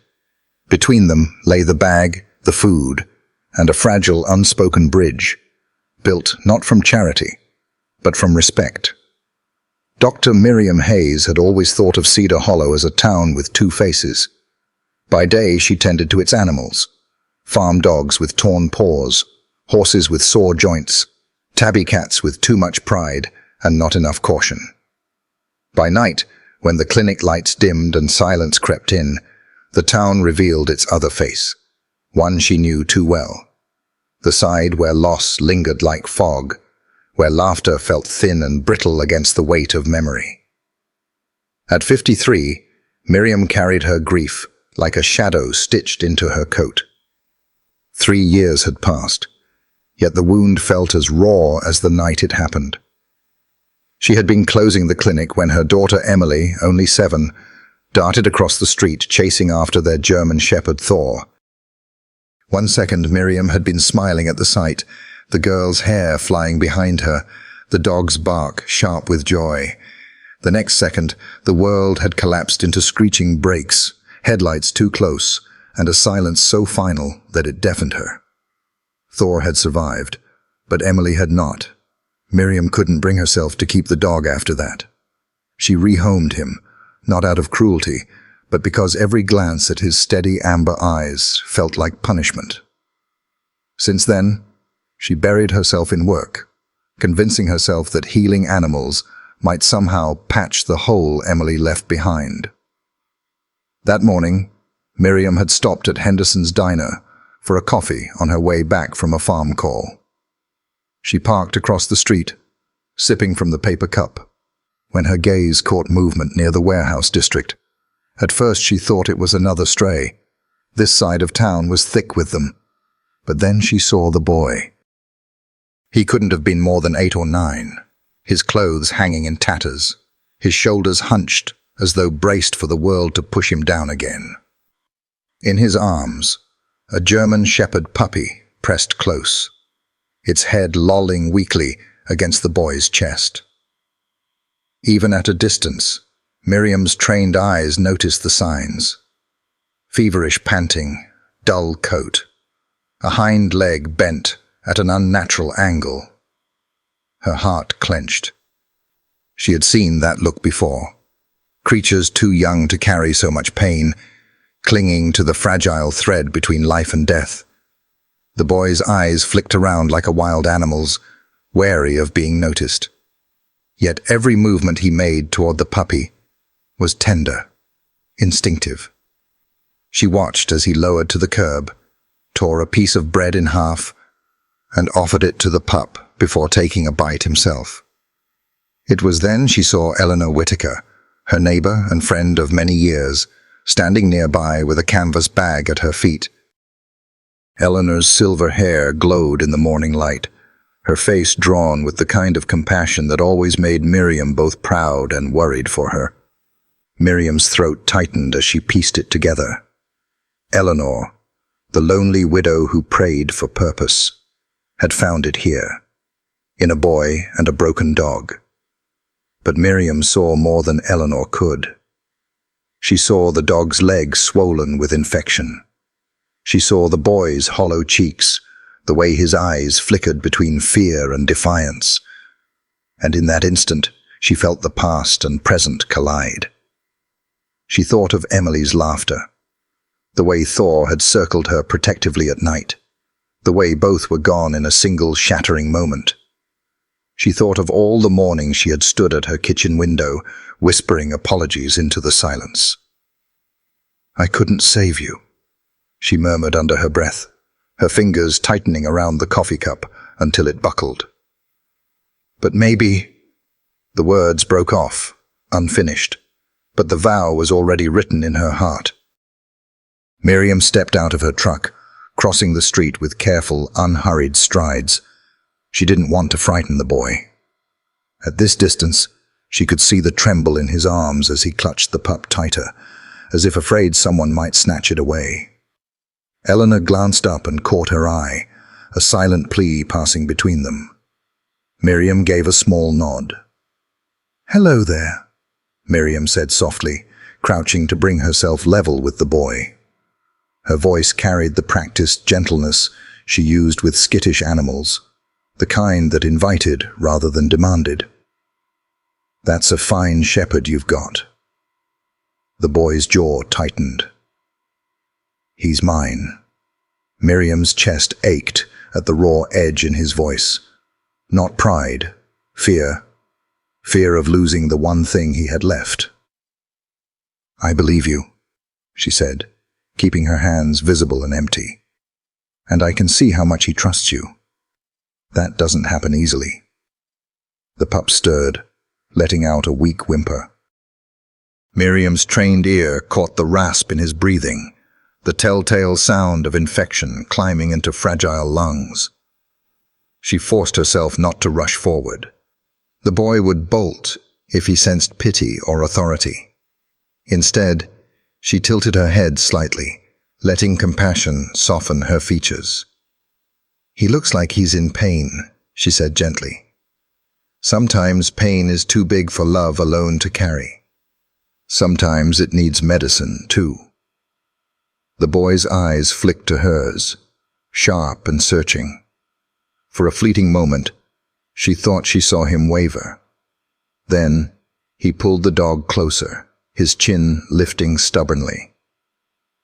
People take things when you let them close. They take, and they don't give back. Miriam swallowed the lump in her throat. Yes, they do. She had lost her daughter that way, to a moment's careless world that took and never returned. But here, staring at this boy and his crippled dog, she felt something stir she hadn't dared to feel in years. The possibility of redemption, not for the past, but for the present. "I won't take him," Miriam said quietly, her voice steady with truth. "But if you'll let me, I can help ease his hurt. That's all." The boy studied her for a long moment, his thin arms trembling under the dog's weight. Finally, he looked down at Scout. The pup's tail gave a faint wag as though answering for him. Miriam's eyes burned as she watched. "Emily, if you can hear me, I couldn't save you. But maybe I can save them." The Mountain View Animal Clinic carried its usual scent of antiseptic and pine cleaner. But it did little to calm Miriam Hayes that morning. Her attention was fixed on the boy standing in the waiting room. Noah Quinn looked impossibly small beneath the tall windows and white walls. His jacket hung open, the zipper broken, exposing thin wrists and a chest that rose and fell too quickly. In his arms, a trembling shepherd pup pressed close, his twisted legs swollen, his breath fevered. Miriam had locked the clinic door, flipping the sign to "closed." She knew what Scout needed: antibiotics, fluids, maybe surgery, but the boy's eyes told her this wasn't only about medicine. "It's all right, Noah," she said softly, sliding on gloves. "We'll look at him together. You don't have to let go yet." The boy nodded stiffly, clutching the pup tighter. He looked as though letting go would break him.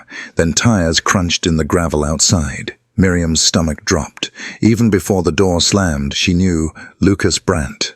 The rancher stormed in, broad shoulders wrapped in his weathered coat, grief sharpened into fury. His gaze landed on the dog. "I knew it," he spat. "That crippled mutt. I told Cole to be rid of it." Miriam stepped between him and the boy. "Lucas, this is my clinic. You don't give orders here." But Lucas's boots advanced. "That's my property, born on my land. I'll decide its fate." Noah's voice cracked, but cut through the air. "He's not your property anymore. You threw him away." Lucas's glare snapped to the boy. "You don't know what you're talking about, kid. That breed killed my son." Noah's arms tightened. "You looked at him and saw something broken. I looked at him and saw me. And if he's worthless, then so am I." The room froze. Miriam's throat tightened. Even Lucas faltered at the boy's raw honesty. "You gave up," Noah pressed, his voice trembling but fierce. "But he's mine now." Scout stirred, pressing his muzzle into Noah's chest. Miriam laid a hand on Lucas's arm. "That boy's keeping him alive with scraps and prayers. Maybe that's more than your rage has done in years." Something flickered in Lucas's eyes. A flash of grief, a memory of Owen's freckles and laughter. He staggered back, voice hoarse. "This isn't over." Then he stormed out, leaving mud across the tile. Noah collapsed onto a bench, clutching Scout. Miriam knelt beside him. "You were brave, Noah." He shook his head. "I was just scared." "That's what makes it brave," she whispered. Scout's tail gave the faintest wag, and Miriam knew. Whatever battles lay ahead, they would not face them alone. But Cedar Hollow was already listening. Lucas's shouting had carried down the street, drawing townsfolk from shops and porches. By the time he slammed the clinic door behind him, a half-dozen neighbors had gathered. "What's going on, Lucas?" Mr. Henderson called. Lucas's eyes blazed. "Someone's keeping a crippled shepherd pup that should have been put down. You all know what those dogs are. Killers. One took my boy from me." His voice cracked, grief bleeding through before rage swallowed it again. Murmurs rippled. Everyone remembered Owen Brandt's accident. Some nodded in sympathy, and others glanced toward the clinic window where Noah's shadow moved, clutching something small and trembling. Lucas pointed. "That's him. A street rat who picked up my mistake. Now he thinks he has rights to what's mine." The word cut deep. Mrs. Collins folded her arms. "Lucas, he's just a child. Don't call him that." "He's trespassing on my bloodline," Lucas barked. "That pup is trouble." Murmurs swelled, fear of shepherds, pity for the boy, uncertainty about which mattered more. And then a voice broke through. "Enough." Eleanor Whitaker stepped forward, silver hair shining, her cane tapping the porch. She carried the weight of history with her, a widow who commanded respect. "When it concerns a child, it concerns me," she said, facing Lucas. "We all saw how he carried that dog, like it was life itself. Tell me you didn't." Faces shifted. Some nodded. Others looked down. Lucas growled, "That mutt is dangerous." "No," Eleanor replied. "What's dangerous is a world that teaches a child he's worthless, then punishes him for loving what everyone else threw away." From the doorway, Noah inched forward, Scout trembling in his arms. Eleanor's faint nod steadied him. Lucas's voice lashed out. "Hand over that dog." Noah's voice cracked, but he held his ground. "You left him to die. He's mine now." The image struck the crowd. A gaunt boy clutching a crippled pup, fire in his eyes, Eleanor behind him like a fortress. Someone whispered, "Broken doesn't mean worthless." The phrase rippled outward, soft but unstoppable. Lucas's fury faltered, but his grief remained raw. The murmurs grew louder until the sound of boots on gravel cut through. Sheriff Abel Turner arrived, his wide-brimmed hat shadowing a weathered face. 30 years of keeping Cedar Hollow steady had carved patience into his voice. "Lucas," Abel said evenly, "I could hear you halfway to the station. What's this about?" Lucas jabbed a finger at Noah. "That's my property. A defective pup born on my ranch. Should have been put down. Instead, this street rat picked it up." Noah clutched Scout tighter, his voice rising, thin but steady. "He's not your property anymore. You abandoned him." A ripple of surprise passed through the crowd. Abel let the silence hang, then said, "Law says property belongs to its owner. True enough. But abandonment forfeits the claim. You left that pup in Miller's Gorge, didn't you?" Lucas's jaw tightened. "I gave orders. That should be the end." "Orders aren't action," Abel replied.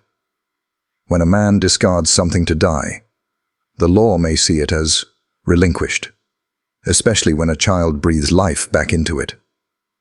Whispers rose again. Eleanor stepped forward, cane tapping. "If the boy can't claim responsibility, then let it fall to me. I'll take them both. My house has too many empty rooms." The offer shifted the crowd. A widow opening her home carried weight. Lucas snarled. "She's trying to steal what's mine." "No," Eleanor said firmly. "I'm saving what you threw away. Noah's voice broke, but burned with courage. You all keep saying he's broken, but broken doesn't mean worthless. He protects me already. He's all I have, and I won't let anyone take him. The silence that followed was heavier than Lucas's rage. Every eye fixed on the boy and his trembling pup. Abel's voice came measured. Towns heard it. Until the courts decide, no one's taking that pup from his arms. That's my ruling. Relief washed through Miriam, watching from the doorway. Eleanor's hand rested steady on Noah's shoulder. Lucas's fists curled, but Abel's stance left no room for defiance. For a flicker of a moment, grief broke through his rage. Owen's absence still raw. Then he shoved through the crowd, cursing as his truck roared away. The townsfolk lingered, whispering. Something had shifted. They had not just witnessed a dispute over property. They had seen a boy's raw courage force the town to look at him differently.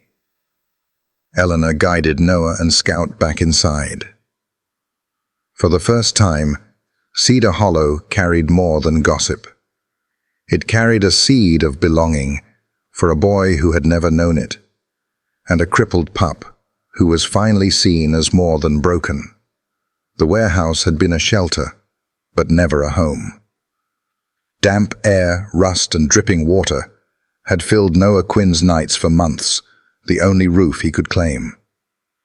Now, standing before Eleanor Whitaker's Victorian mansion, he felt as though he had stepped into another world. The house loomed with quiet dignity, tall windows glowing amber against the dusk, the porch lantern flickering like a beacon. Its weathered paint still held grace. It was the kind of house Noah had only seen from afar, where families gathered by fires and shared suppers. Eleanor's frail but steady hand guided him up the wide steps. Come along, dear. It's only a house until someone lives in it again. Scout limped beside him, his brace clicking softly. At the threshold, Noah froze. The rugs, the faint lavender polish, the chandelier startled awake by light. It was all too clean, too bright. I don't belong here, he whispered. Nonsense, Eleanor said. This house has been waiting for you. She led him into the parlor. A fire crackled, shelves of books lined the walls, and a table was set with 2 bowls of steaming stew.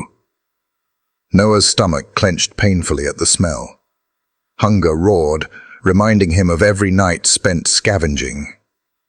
You made this for me? For us, Eleanor replied. No one should eat alone. He sat hesitantly, Scout curled at his feet. Eleanor ladled stew into his bowl, the broth thick with carrots and beef, bread golden and soft. Noah almost couldn't touch it, afraid it would vanish. At last, he tasted. Warmth spread through him, like pain turned inside out. His hands trembled, but Eleanor pretended not to notice, eating quietly as though it were ordinary. Later, she showed him the bathroom. Hot water steamed into the tub, a miracle after months of icy streams. Dirt and weariness slid from his skin, leaving something like newness behind.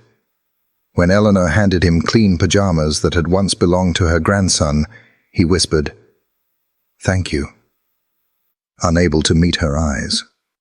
Upstairs, she opened a modest bedroom, a quilted bedspread, a desk, curtains stirred by evening air. Noah set Scout gently on the bed. The pup circled once, sighed, and sank into softness he had never known. Noah hesitated, but at last lay down beside him. The quilt swallowed him in warmth, though his body stayed tense, unused to comfort. He turned to Scout, seeking the familiar. The pup pressed against him, eyes closing with trust. For the first time in months, Noah whispered into the dark, "Maybe we'll be okay now." Down the hall, Eleanor paused outside the door, listening. She heard the boys whisper, the dog's soft breaths, and felt purpose stir within her loneliness. The mansion, empty too long, had found life again. The clinic smelled of antiseptic, sharp and sterile, yet to Noah it felt safer than the streets.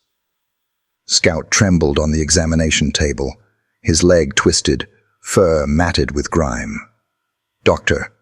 Miriam Hayes moved with quiet authority, gloves snapping into place, her voice steady. "The infection is worse than I feared. He needs surgery immediately." Noah's throat tightened. He stroked Scout's ears. "It's okay, buddy. I'm right here." Eleanor stood behind him, offering comfort. But Noah couldn't look away from Scout. This was different than hunger or cold. Here, the pup's life hung on trust. Miriam lifted Scout to the operating table. As anesthesia dulled the pup's whimpers, Noah held his paw, whispering prayers he had never spoken aloud. "Please, let him be okay." The surgery began. Miriam worked steadily, flushing infection, cleaning tissue, repairing what weeks of neglect had left festering. Noah pressed his forehead against the table, tears slipping free. He remembered nights in the warehouse when Scout whimpered in the dark, both of them broken, but holding on. Now there was a chance, fragile and miraculous. Hours blurred. Eleanor's hand rested lightly on Noah's shoulder, her voice low. "He's stronger than you know. And you've been strong for him." Finally, Miriam fitted a custom brace around Scout's leg. "This will stabilize it while it heals. He'll need patience, but he'll walk again." Noah bent close, whispering, "See? You'll walk again. I promise." Scout stirred, blinking drowsily, nudging Noah's hand with his nose. The gesture was small, but to Noah it was everything. He pressed his forehead against the pup's, tears wetting his fur. "You did it, Noah," Eleanor murmured. "You gave him a chance." Noah couldn't answer. Words felt too small. He only held Scout, breathing in the fragile heartbeat under his fingers. For the first time since the warehouse, he dared to imagine a future defined not by loss, but by healing. Outside, the sun dipped into shades of purple and gold. Inside, a boy and a dog lay side by side, shadows stretching across the clinic floor like a cocoon. Noah kissed Scout's head and whispered, "We'll be okay. I promise." This time, he believed it. Morning sunlight filtered through lace curtains in Eleanor's dining room, scattering patterns across polished oak. Noah stared at the light as though it were a marvel. Eleanor moved with practiced grace, arranging plates and silverware. "Sit up straight, Noah. Manners are a kind of armor." He hunched awkwardly. Scout padded at his feet, the faint clink of his brace marking each step. Eleanor placed oatmeal before him. Right hand, small bites, chew slowly. Eating is an act of care. Noah obeyed, though his eyes flicked to Scout. He scraped a small spoonful and offered it. Scout licked tentatively, tail flicking. The moment felt monumental. Boy and dog eating together, a bridge between past hunger and the fragile promise of family. After breakfast, Eleanor led him to a sunlit desk. "Homework first. Learning is like tending a garden. Cultivate it daily, and it will grow." Noah slumped, staring at equations. He hadn't faced structure in months. Scout lay beside him, occasionally touching his shin with a paw. Hours passed in fits and starts. But when Noah finally solved a problem, Eleanor's praise softened his tension. He even smiled, just slightly. Scout whined approvingly, as if in agreement. By mid-morning, it was time for Scout's therapy walk. Noah pulled on a sweatshirt, leash in hand. Scout struggled at first, brace clicking, steps stiff. But Noah stayed beside him, offering soft encouragement and biscuits as reward. "Good boy," he whispered. Each step felt like victory. Eleanor watched from the sidewalk, arms folded, her smile quiet. She had seen many broken animals and wounded souls, but something different was forming here. A rhythm no longer ruled by fear, but by trust. Back at the mansion, chores followed. Dusting, folding laundry, helping prepare lunch. Scout lounged nearby, clumsy attempts at play making Noah laugh aloud for the first time in weeks. The sound made Scout wag furiously, as if recognizing its importance. Evenings were quieter.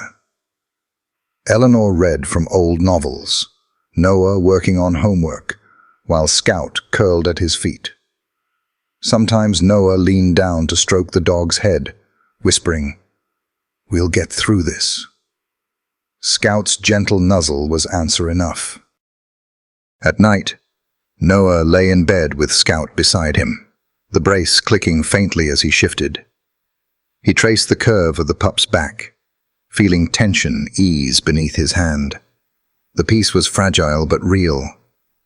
For the first time, Noah allowed himself to picture days ahead, therapy walks, shared meals, homework completed with pride. The boy, the dog, and the widow, 3 broken pieces learning to fit together. Healing was slow, stitched together in quiet acts of patience and care. But in the sanctuary of Eleanor's house, Noah finally believed what he had shouted in defiance. Broken doesn't mean worthless. The mansion was quiet that evening, the kind of quiet that clings to long hallways and polished floors. Eleanor Whitaker moved carefully through her routines. Dinner cleared, Scout curled near the hearth, Noah tucked away with his homework. But by the time she reached the kitchen, the dizziness came. Her visions swam, the chandelier hummed faintly in her ears, and the floor seemed to tilt beneath her. Scout lifted his head at the sound of her unsteady breath. A whine escaped his throat. Eleanor smiled faintly. "I'm fine," she whispered, more to herself than to him. But she wasn't. Her legs buckled, and she collapsed onto the hardwood floor. Scout froze for a heartbeat. Then instinct overruled weakness. Dragging himself across the floor, brace clinking, he nudged her shoulder with his nose, barking. Low at first, then sharp, urgent cries that shattered the silence. Eleanor's trembling hand brushed his fur. "Good boy. Oh, Scout," she murmured, before fading again. Upstairs, Noah jolted awake to the barking. "Scout?"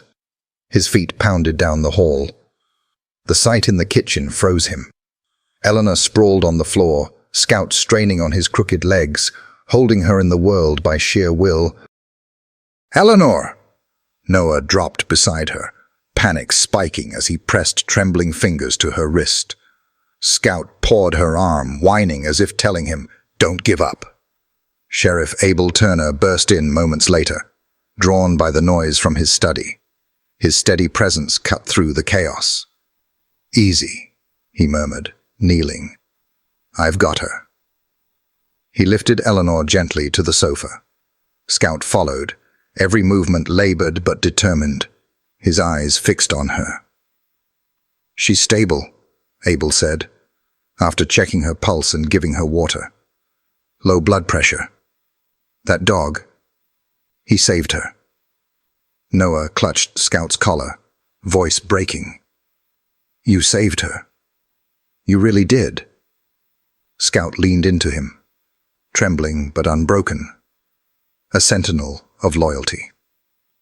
When Eleanor stirred, her first words were to him, "Scout, my brave boy, you've always known how to take care of me." The pup answered with a nuzzle against her hand. Noah pressed close, whispering, "We'll make it through this. Together, you, me, and Eleanor." For the first time, the house felt less like a relic of solitude and more like a home bound by choice and courage. Morning light filled the parlor the next day, but peace didn't last. Eleanor's phone rang. A reporter's voice, polite but insistent. By noon, cars idled along the street, cameras glinting through the gates. At the window, Noah's hands pressed to the glass, Scout steady at his side. "They don't understand," he whispered. "They'll take everything and turn it into a story." Scout leaned into him, solid and calm. Eleanor joined them, laying a hand on his shoulder. "I know this feels like exposure, but sometimes being seen is a chance to teach." Noah shook his head. "They'll care about headlines, not about us." Dr. Miriam Hayes arrived with Scout's medical file. Her voice was gentle but firm. "If we guide the story, it can be about compassion, about resilience, about you and Scout showing the world that broken doesn't mean worthless." Noah's brow furrowed, torn between fear and the flicker of hope. Still, when the first crew arrived, he recoiled, Scout growling low at the strangers. The journalist Clara crouched to Noah's eye level. "We don't want to take him," she said softly. "We want to show the world his courage. And yours." Noah glanced at Scout. The pup pressed his head into the boy's leg, anchoring him. At last, Noah nodded, a fragile agreement. Over the next days, Eleanor and Miriam carefully managed the interviews, turning the narrative toward compassion and responsibility. Neighbors murmured about the boy and the crippled shepherd, but the story spread, seeded with lessons of loyalty and second chances. Still, every flash of a camera made Noah tense. Scout never left his side, his steady breathing reminding Noah that courage didn't always roar. It sometimes wagged its tail quietly, refusing to yield. The real storm came with a knock at the door one afternoon. Eleanor opened it to find a woman flanked by a lawyer. She carried papers in her hand and weariness in her eyes. But Noah recognized the face instantly. Clara Matthews, his mother. "Noah," she said, stepping inside. "I've come to take you home." Noah froze. Scout growled, low and protective, pressing closer to him. Eleanor shifted subtly in front of the boy. "Clara," she said evenly, "Noah has been under my care. His well-being must come first." The lawyer's voice was clipped. "Miss Matthews retains parental rights. We're here to formalize custody." Noah's fists clenched in Scout's fur. The warehouse, the hunger, the nights of fear, all of it crashed against the fragile safety he had found here. "No," he whispered, shaking his head. "Home is here. With Scout. With Eleanor." Clara reached toward him, voice trembling. "I never stopped looking for you. You belong with me." Tears streaked Noah's face. "You don't know. You weren't there. I won't leave him." His voice cracked, but rose stronger. "This is my home. I'm not a story you fix with papers." Scout barked once, sharp and protective, his stance echoing Noah's defiance. Eleanor placed her hand gently over the boy's, steadying him. Clara faltered, guilt flickering in her eyes. "I just want what's best for you," she whispered. "Then leave me here," Noah shot back, voice fierce despite tears. "With Scout, with Eleanor. I'm safe here. I'm happy here." Miriam stepped forward, calm but insistent. Noah has healed here. Separating him from Scout would cause harm. That must be considered. The lawyer hesitated, the matter no longer purely legal. Clara looked at her son, thinner than she remembered, harder, but alive with a loyalty she hadn't given him. Eleanor's voice cut through the charged silence. "We'll resolve this civilly. Noah's wishes must be heard. His bond with Scout is not negotiable." Clara swallowed, her resolve faltering. "Perhaps we can find a way, together." Noah exhaled shakily, Scout nudging his hand. The storm wasn't over, but for the first time his voice had been heard. He realized he wasn't powerless. He had allies, Eleanor, Miriam, Scout, and the courage that had carried him from shadows into light. The sun dipped low, gilding the parlor in gold. Scout lay at Noah's feet, ears alert, eyes unyielding. Eleanor sat beside him, her hand resting lightly on his shoulder. Clara stood uncertain in the doorway, caught between past mistakes and the undeniable truth of the present. It was not yet resolution, but it was something new. Recognition that love, courage, and chosen family carried a weight the law could not dismiss. Outside, the town whispered, cameras waited, the world pressed closer. But inside, boy, dog, and widow stood together, defiant and unbreakable. And in that fragile defiance, Noah understood at last, home was not where you came from, but where someone fought to keep you. The courtroom smelled of polished wood and old paper, a solemn hush clinging to the benches like dust caught in light. Noah sat in a hard wooden chair, Scout pressed close at his feet, the dog's head resting on his sneakers as if lending silent courage. The boy's hands trembled in his lap, but his shoulders stayed square. Across the floor sat Clara Matthews, his mother, immaculately dressed, hair in a gleaming bun, every inch the image of reform. Yet Noah saw the same steel in her eyes, the same absence that had carved hollows in his childhood. The gavel struck. "Court is now in session," the judge declared. "We are here regarding custody of Noah Matthews." Scout stiffened at the sound of Clara's name, his ears pricking. Eleanor and Miriam sat behind Noah, their hands brushing his shoulders in quiet reassurance. Clara's lawyer rose, voice smooth and deliberate. "Your Honor, Ms. Matthews has rebuilt her life. She seeks not entitlement, but love. Noah deserves the stability and guidance of his mother." The words twisted in Noah's chest. Love, stability, guidance. He remembered cold warehouses, empty cupboards, nights whispering to himself in the dark. His voice came shaky but sharp. "You left me. How can you call that love?" The lawyer faltered.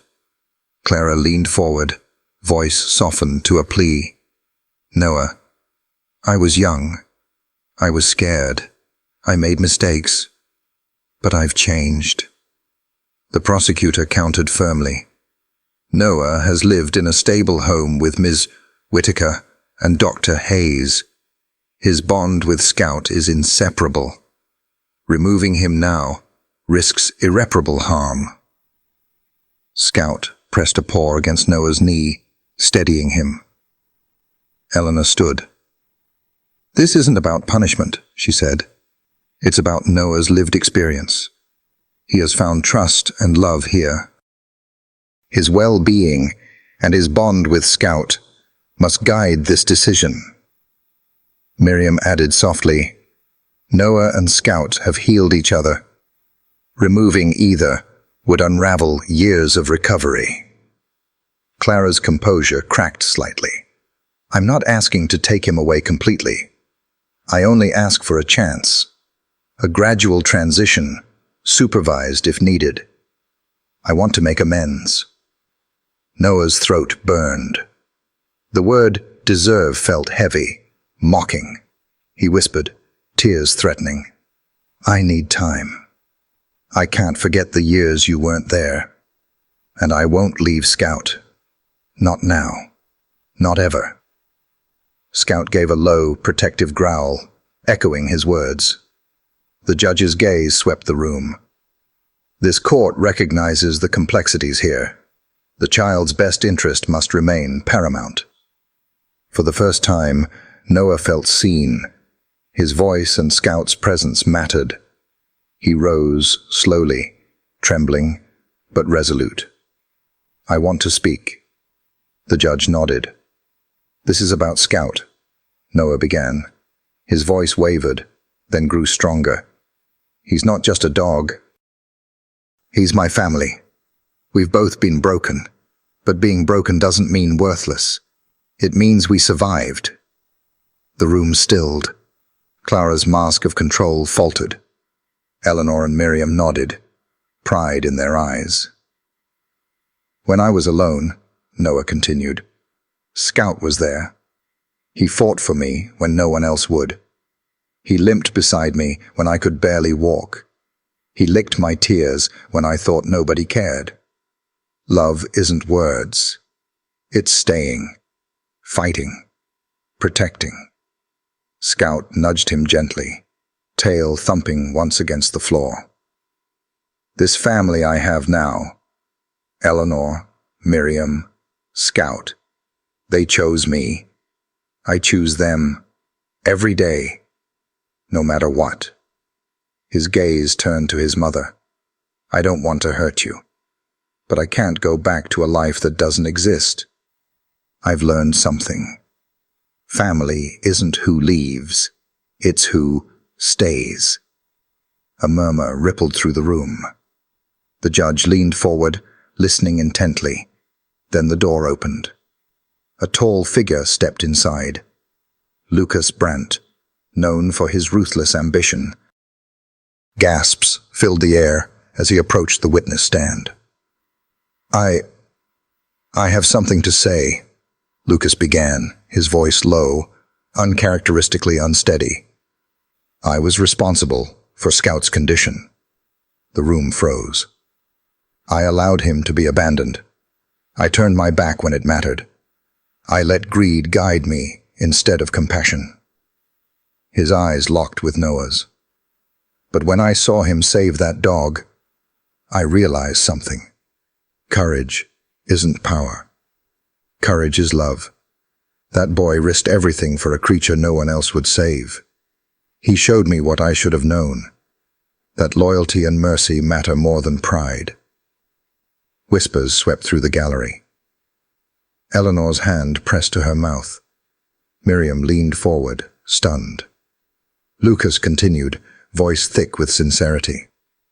"Scout isn't just a dog. He's a teacher. He taught me mercy. And Noah, he's taught me that even the smallest among us can hold the greatest strength. I can't undo what I did, but I can tell the truth. Their bond is sacred, and I honor it." Noah's breath caught. Scout nudged his knee, warm and alive, his amber eyes glimmering as if he understood. The judge spoke gravely. "Mr. Brandt, your admission will be noted. The court recognizes the significance of your testimony." For a moment, silence reigned. Then Eleanor whispered to Noah, "He finally sees you." Lucas bowed his head, voice breaking. "I vow to make amends, even if all I can offer is truth." Relief rippled through the courtroom. Clara's composure cracked completely, her lawyer shifting uneasily. Noah stroked Scout's fur, whispering, "See, buddy, people can change." Scout gave a soft whine, tail wagging faintly. The judge leaned back, gaze heavy with the weight of testimony. The truth had surfaced, raw, undeniable, impossible to dismiss. Noah sank into his chair, Scout curling against him. Eleanor's hand rested on his shoulder, Miriam's gentle smile nearby. For the first time, the boy felt free of the shadows of abandonment. He whispered into Scout's ear, "We did it. We're safe. We're home." The courtroom lingered in silence, hearts moved by the truth spoken not by lawyers, but by a boy and his dog. Brokenness was no longer shame. It was proof of survival. And in that survival, love had found its truest form. The judge's decision was clear. Clara Matthews would be granted supervised visits. It was meant as compromise, but to Noah, supervised felt like a leash. Proof that trust was measured in schedules, not love. On the first drive to the visitation center, sunlight spilled across brick buildings. Scout sat in the back, his brace clicking softly, eyes flicking to Noah's tense face. Inside the pale green waiting room, Clara sat tapping polished shoes against the tile. Her smile was practiced, her warmth hollow. Noah tightened his grip on Scout's leash, the dog's soft whine mirroring his unease. Eleanor bent down, whispering, "You're not alone. Step back if you need to." The first visit was stiff. Clara crouched toward Scout with exaggerated affection, then muttered, "All those braces and treatments. Maybe we didn't need to fuss so much over a dog."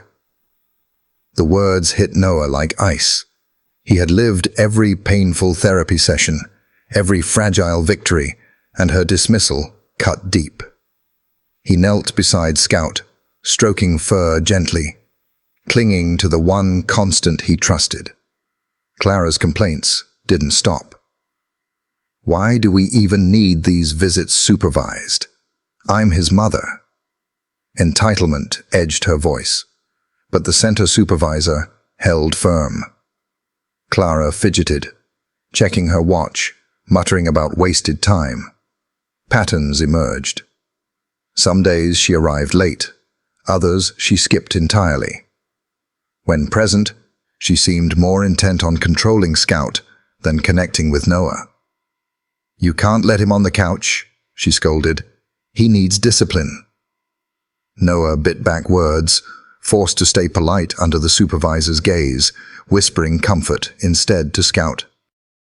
Miriam visited once, observing discreetly. She noted Noah's clenched shoulders, his protective grip on Scout's leash, the dog's instinct to place himself between boy and mother. Later, she told Noah, "You're doing what's right. Your love is what matters most." Fleeting warmth surfaced now and then. Scout tolerated a scratch from Clara. Noah, steady but firm, whispered, "You can't hurt him. He's mine to care for." His quiet defiance was a child's declaration of agency, a line he would not allow crossed. Eleanor stayed close, steady as ever. After each session, they sat together on her porch with Scout nestled between them, the amber sunset softening the day's edges. "You did good today," Eleanor would say. "You held strong."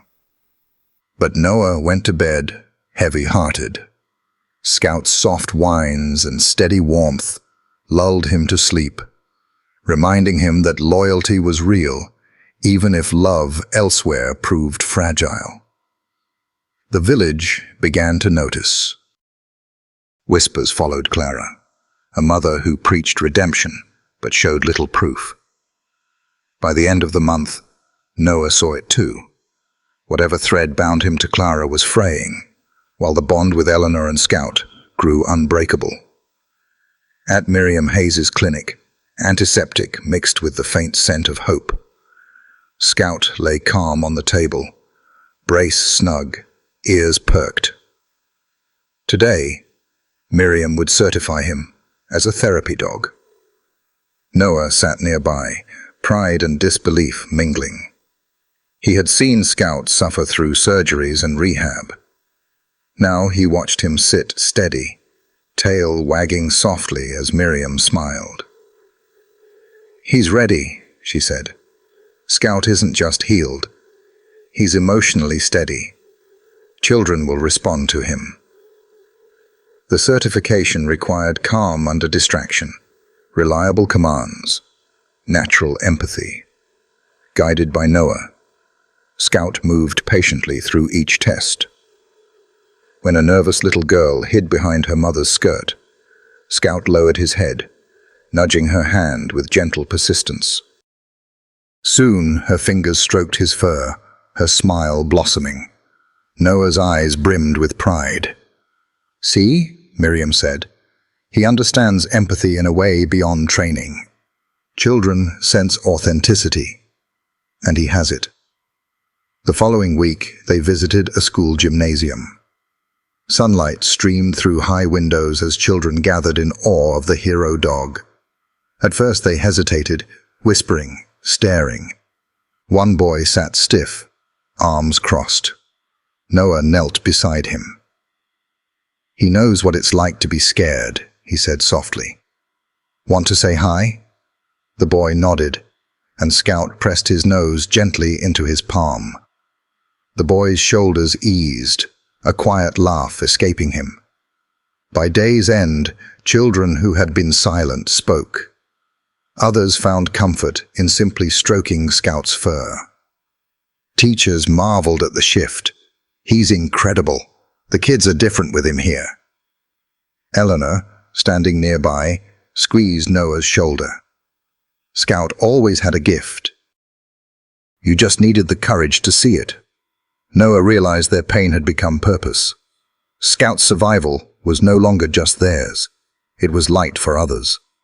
In Eleanor's study, sunlight striped across the desk piled with court documents.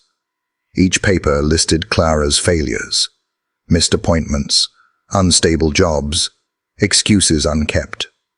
Eleanor's voice was firm but gentle. "The judge knows the truth." Noah stared at Scout. "But she's still my mom, right?" His voice trembled. "She is in name," Eleanor said. "But family is who shows up, who protects you." Scout whined softly, eyes steady. Noah inhaled deeply, the knot in his chest easing slightly. The day of the hearing, the courthouse loomed gray and imposing. Inside, Clara appeared polished in her tailored suit, but unease flickered in her eyes. Her lawyer argued future intentions, therapy scheduled, jobs pursued, but the documented failures spoke louder. The judge listened patiently as Eleanor's evidence unfolded. Every missed session, every lapse, every absence. The facade of redemption unraveled thread by thread. Clara shifted in her chair, her excuses faltering. Noah sat quietly with Scout pressed against his leg, feeling both dread and relief. Scout nudged his hand with quiet insistence. The boy straightened, realizing he was not facing this alone. By the time closing arguments ended, the truth was undeniable. Clara's redemption story had collapsed under the weight of facts. The judge's voice carried measured gravity. "This court finds that Noah Matthews' best interests are served in the care of Ms. Whitaker, with continued therapy support. Ms. Matthews may request limited, supervised visitation as deemed appropriate by the court." The words landed with finality. Noah's chest tightened, not in fear, but in release. Scout whined softly, tail thumping once. Eleanor exhaled, her hand steady on the boy's shoulder.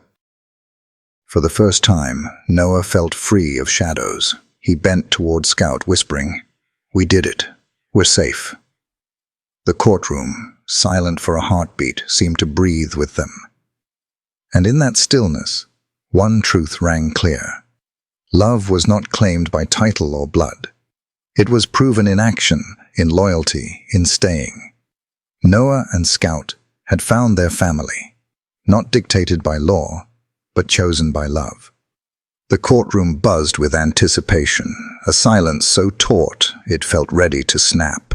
Every eye turned as Judge Vega entered, robes flowing with quiet authority. The polished benches gleamed under fluorescent light, reflecting anxious faces, lawyers, villagers, and supporters who had followed Noah's journey from whispered rumors to headlines. Scout sat pressed against Noah's leg, brace clicking faintly as he shifted. The boy's palms were slick, the leash trembling in his grip, but he held on. He could feel the dog's steady heartbeat through the leash, grounding him in a moment that carried the weight of his entire young life. The gavel struck. This court is now in session. We are here for the final determination of Noah Hayes and the legal status of his companion, Scout. Noah's chest tightened. He glanced at Eleanor beside him, her hand warm on his shoulder, and at Miriam, whose calm nod lent silent courage. Scout's ears twitched, amber eyes fixed on the judge as though he too understood. Judge Vega's voice was measured, deliberate. After reviewing evidence, testimonies, and the conduct of all parties involved, this court finds— She paused. The room held its breath. The parental rights of Clara Matthews are hereby terminated. She will no longer have custody or authority over Noah Hayes. The words struck like a thunderclap. For an instant, Noah could not breathe. Then relief washed through him, slow but undeniable, like sunlight piercing winter clouds. His knees threatened to give way. He gripped Scout's collar, anchoring himself, and the shepherd nuzzled his hand, offering comfort in the way only he knew how. Eleanor's hand pressed firmly against his shoulder, and a single tear slipped down his cheek. Judge Vega continued. The petition for adoption by Eleanor Hayes is granted. She shall assume full guardianship and responsibility for Noah Hayes, ensuring his welfare, stability, and upbringing. The courtroom murmured with approval, but Noah barely noticed. His focus was on the permanence of Eleanor's guardianship, the home he had found, now recognized not only by love, but by law. The judge's gaze shifted to Scout. Scout Hayes shall be legally recognized as a certified therapy dog, authorized to serve in programs that aid and inspire others. His presence in this boy's life and in this community is duly noted and valued. Applause rippled softly through the room. Children whispered excitedly. Adults exchanged knowing smiles. Scout gave a single joyful bark that released the last of the tension. He pressed himself into Noah's side, tail sweeping the floor in triumph. Eleanor bent down, wrapping Noah in her arms. "You did it," she whispered. Noah clung to her, voice thick. "We did it." Scout leaned into them both, a family sealed not just by law but by loyalty. Miriam allowed herself a rare smile, the quiet satisfaction of a healer witnessing survival turned into hope. Even the courthouse staff, accustomed to sterile formality, felt the moment transcended law. This was not just a ruling, but a recognition of resilience. Outside, spring air wrapped around them. The three walked together down the courthouse steps, boy, guardian, and dog, leaving the shadows of the past behind. Weeks later, the lawn of Eleanor's estate filled with neighbors, friends, and even a few reporters who had followed Noah's journey. The celebration was simple. Coffee, baked goods, sunlight spilling across the grass. Yet for Noah, it was monumental. Scout stood proudly at his side, no longer fragile, but strong. His old brace replaced with a polished therapy harness.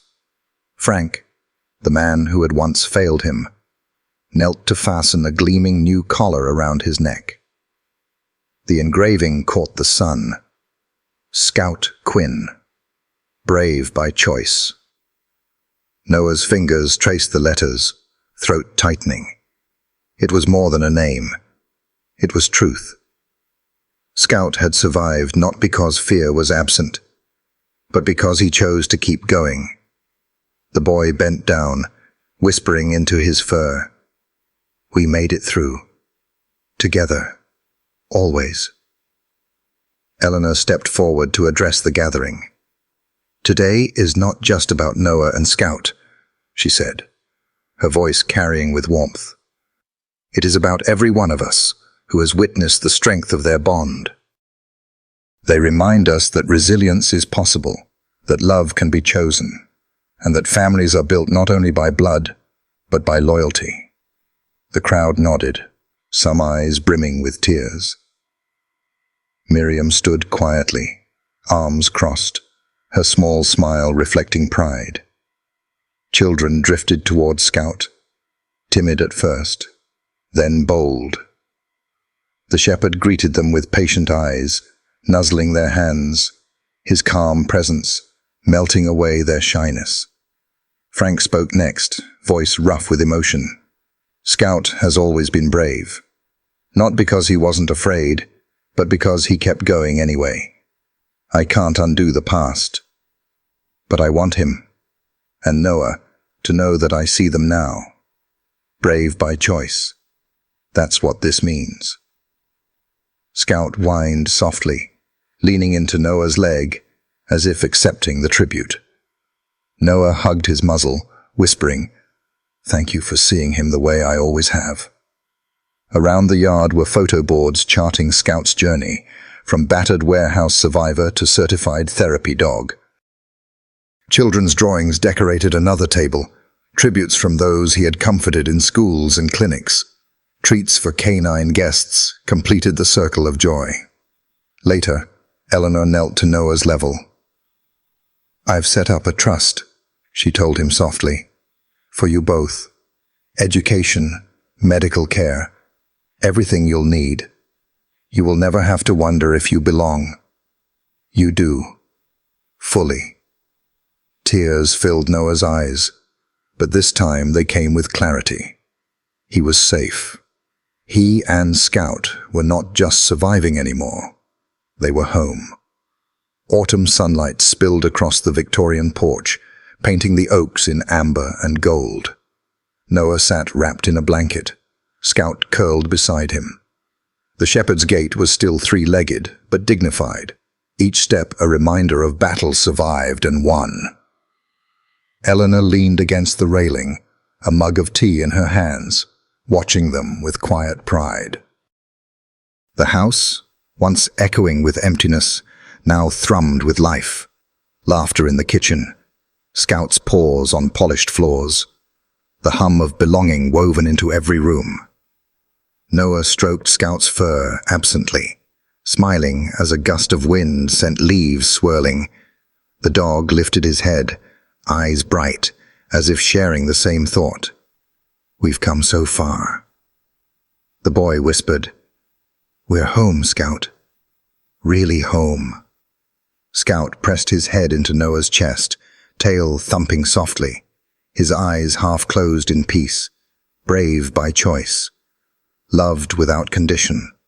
Together, they had turned brokenness into strength and fear into family. The world stretched wide before them, uncertain, unpredictable, but no longer terrifying. With Eleanor's steady guidance and Scout's unwavering loyalty, Noah knew he could face whatever came.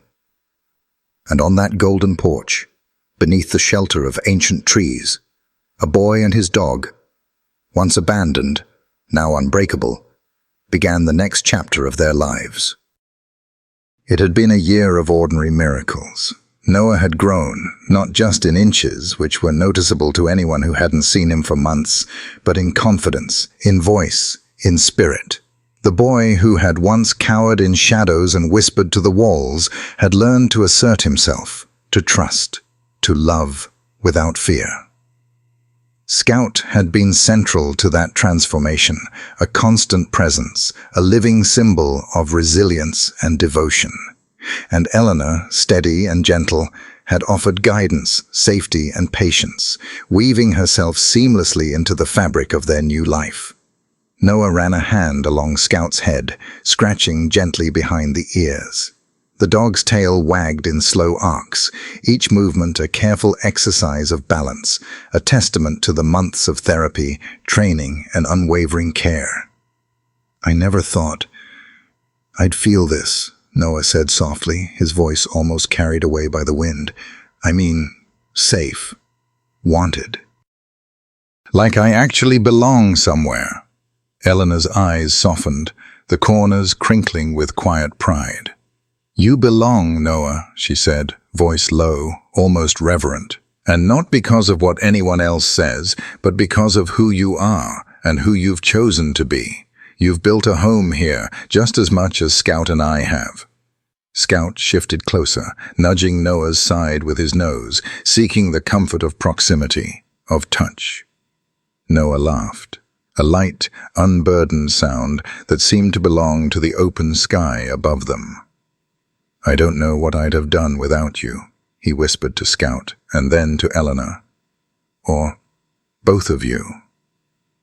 The house behind them hummed with quiet life, the rhythmic ticking of the antique clock in the hallway, the muted conversation of a friendly neighbor delivering autumn pies, the occasional flutter of a bird landing briefly on the wrought iron railing. It was the sound of normalcy, of small joys accumulated over months of care, persistence, and love.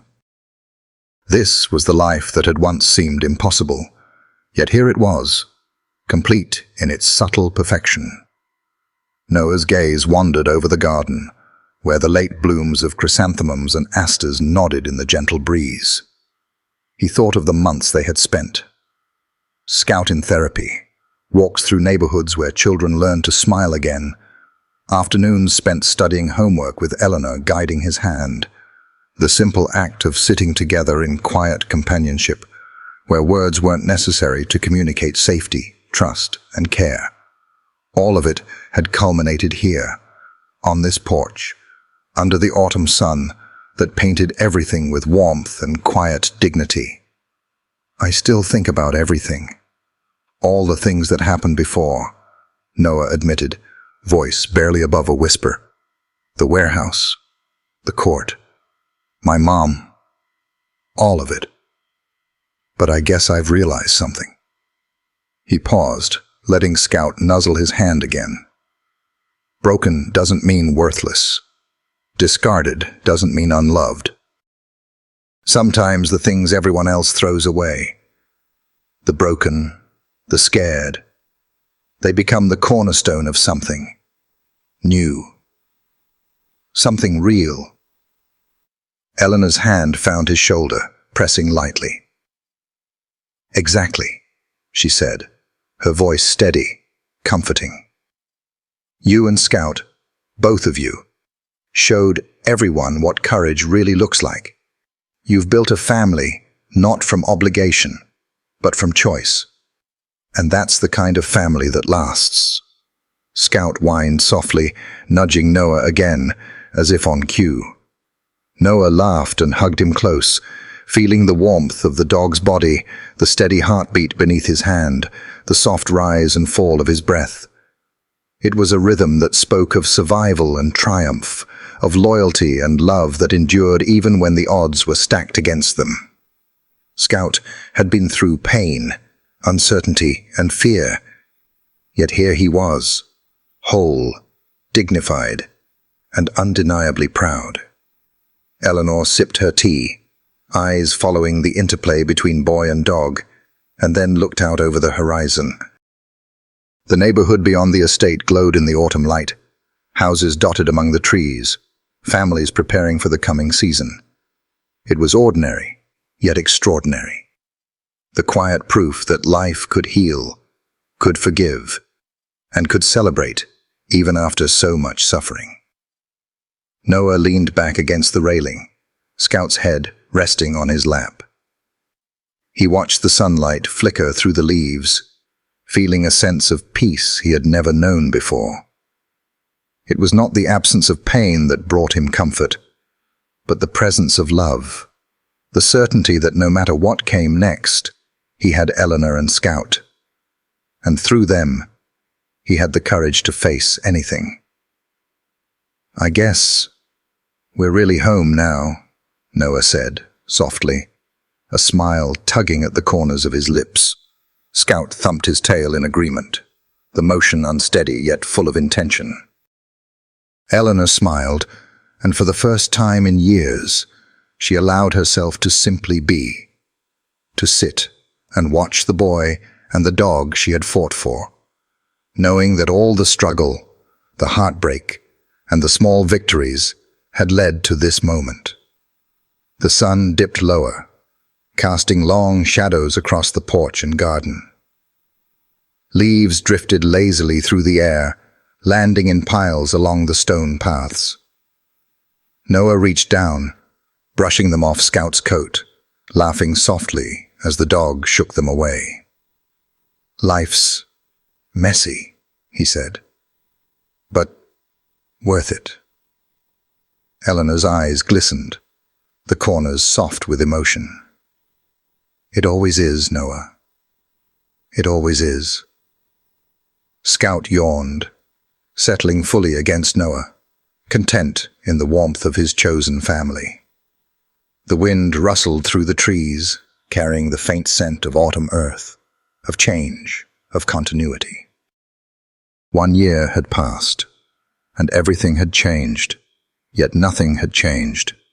The bond between boy and dog, the quiet strength of Eleanor's guidance, and the knowledge that sometimes the discarded, the broken, and the overlooked could become the foundation of something enduring, beautiful, and wholly their own. Noah closed his eyes, breathing in the air of the moment, feeling the life around him, the warmth, the sunlight, the rhythm of Scout's breathing, the gentle presence of Eleanor. And he knew, with a certainty that no longer required words, that he had found his place. Sometimes, the discarded become the cornerstone of a new family. And in that truth, there was an unshakable joy, a quiet celebration, a sense of belonging that would endure long after the sun had set. Scout wagged his tail, 3 legs steady, eyes half closed, exuding the calm confidence of one who had fought and survived. Noah stroked him, whispered, "We did it, buddy." "We really did it." Eleanor, sitting nearby, simply smiled, knowing the story they had lived would resonate far beyond the porch, beyond the garden, and into the hearts of all who had witnessed or would hear the tale of a boy, a dog, and the family they had chosen. Sometimes, the simplest connections carry the deepest meaning. A German shepherd's loyalty, their quiet understanding, and the way they meet us with unwavering love remind us that family isn't just about blood, it's about heart, trust, and presence. Watching a dog wait patiently, protect fearlessly, or simply nuzzle in comfort shows us a kind of devotion we rarely find elsewhere. These moments teach us patience, empathy, and the joy of being seen and accepted without pretense. If you've ever wished to understand your own dog a little better, to deepen that bond that already brings warmth to your home, there are gentle resources and stories that can guide you, ways to listen, to respond, and to honor the quiet wisdom they share. For anyone who wants to nurture that connection, I'd quietly recommend exploring it at your own pace, just as you would sit with a friend and share a moment of peace. Because in the end, the love we give and receive from our dogs is one of life's purest gifts. And sometimes, all it takes is a little patience and understanding to see how much richer it can become.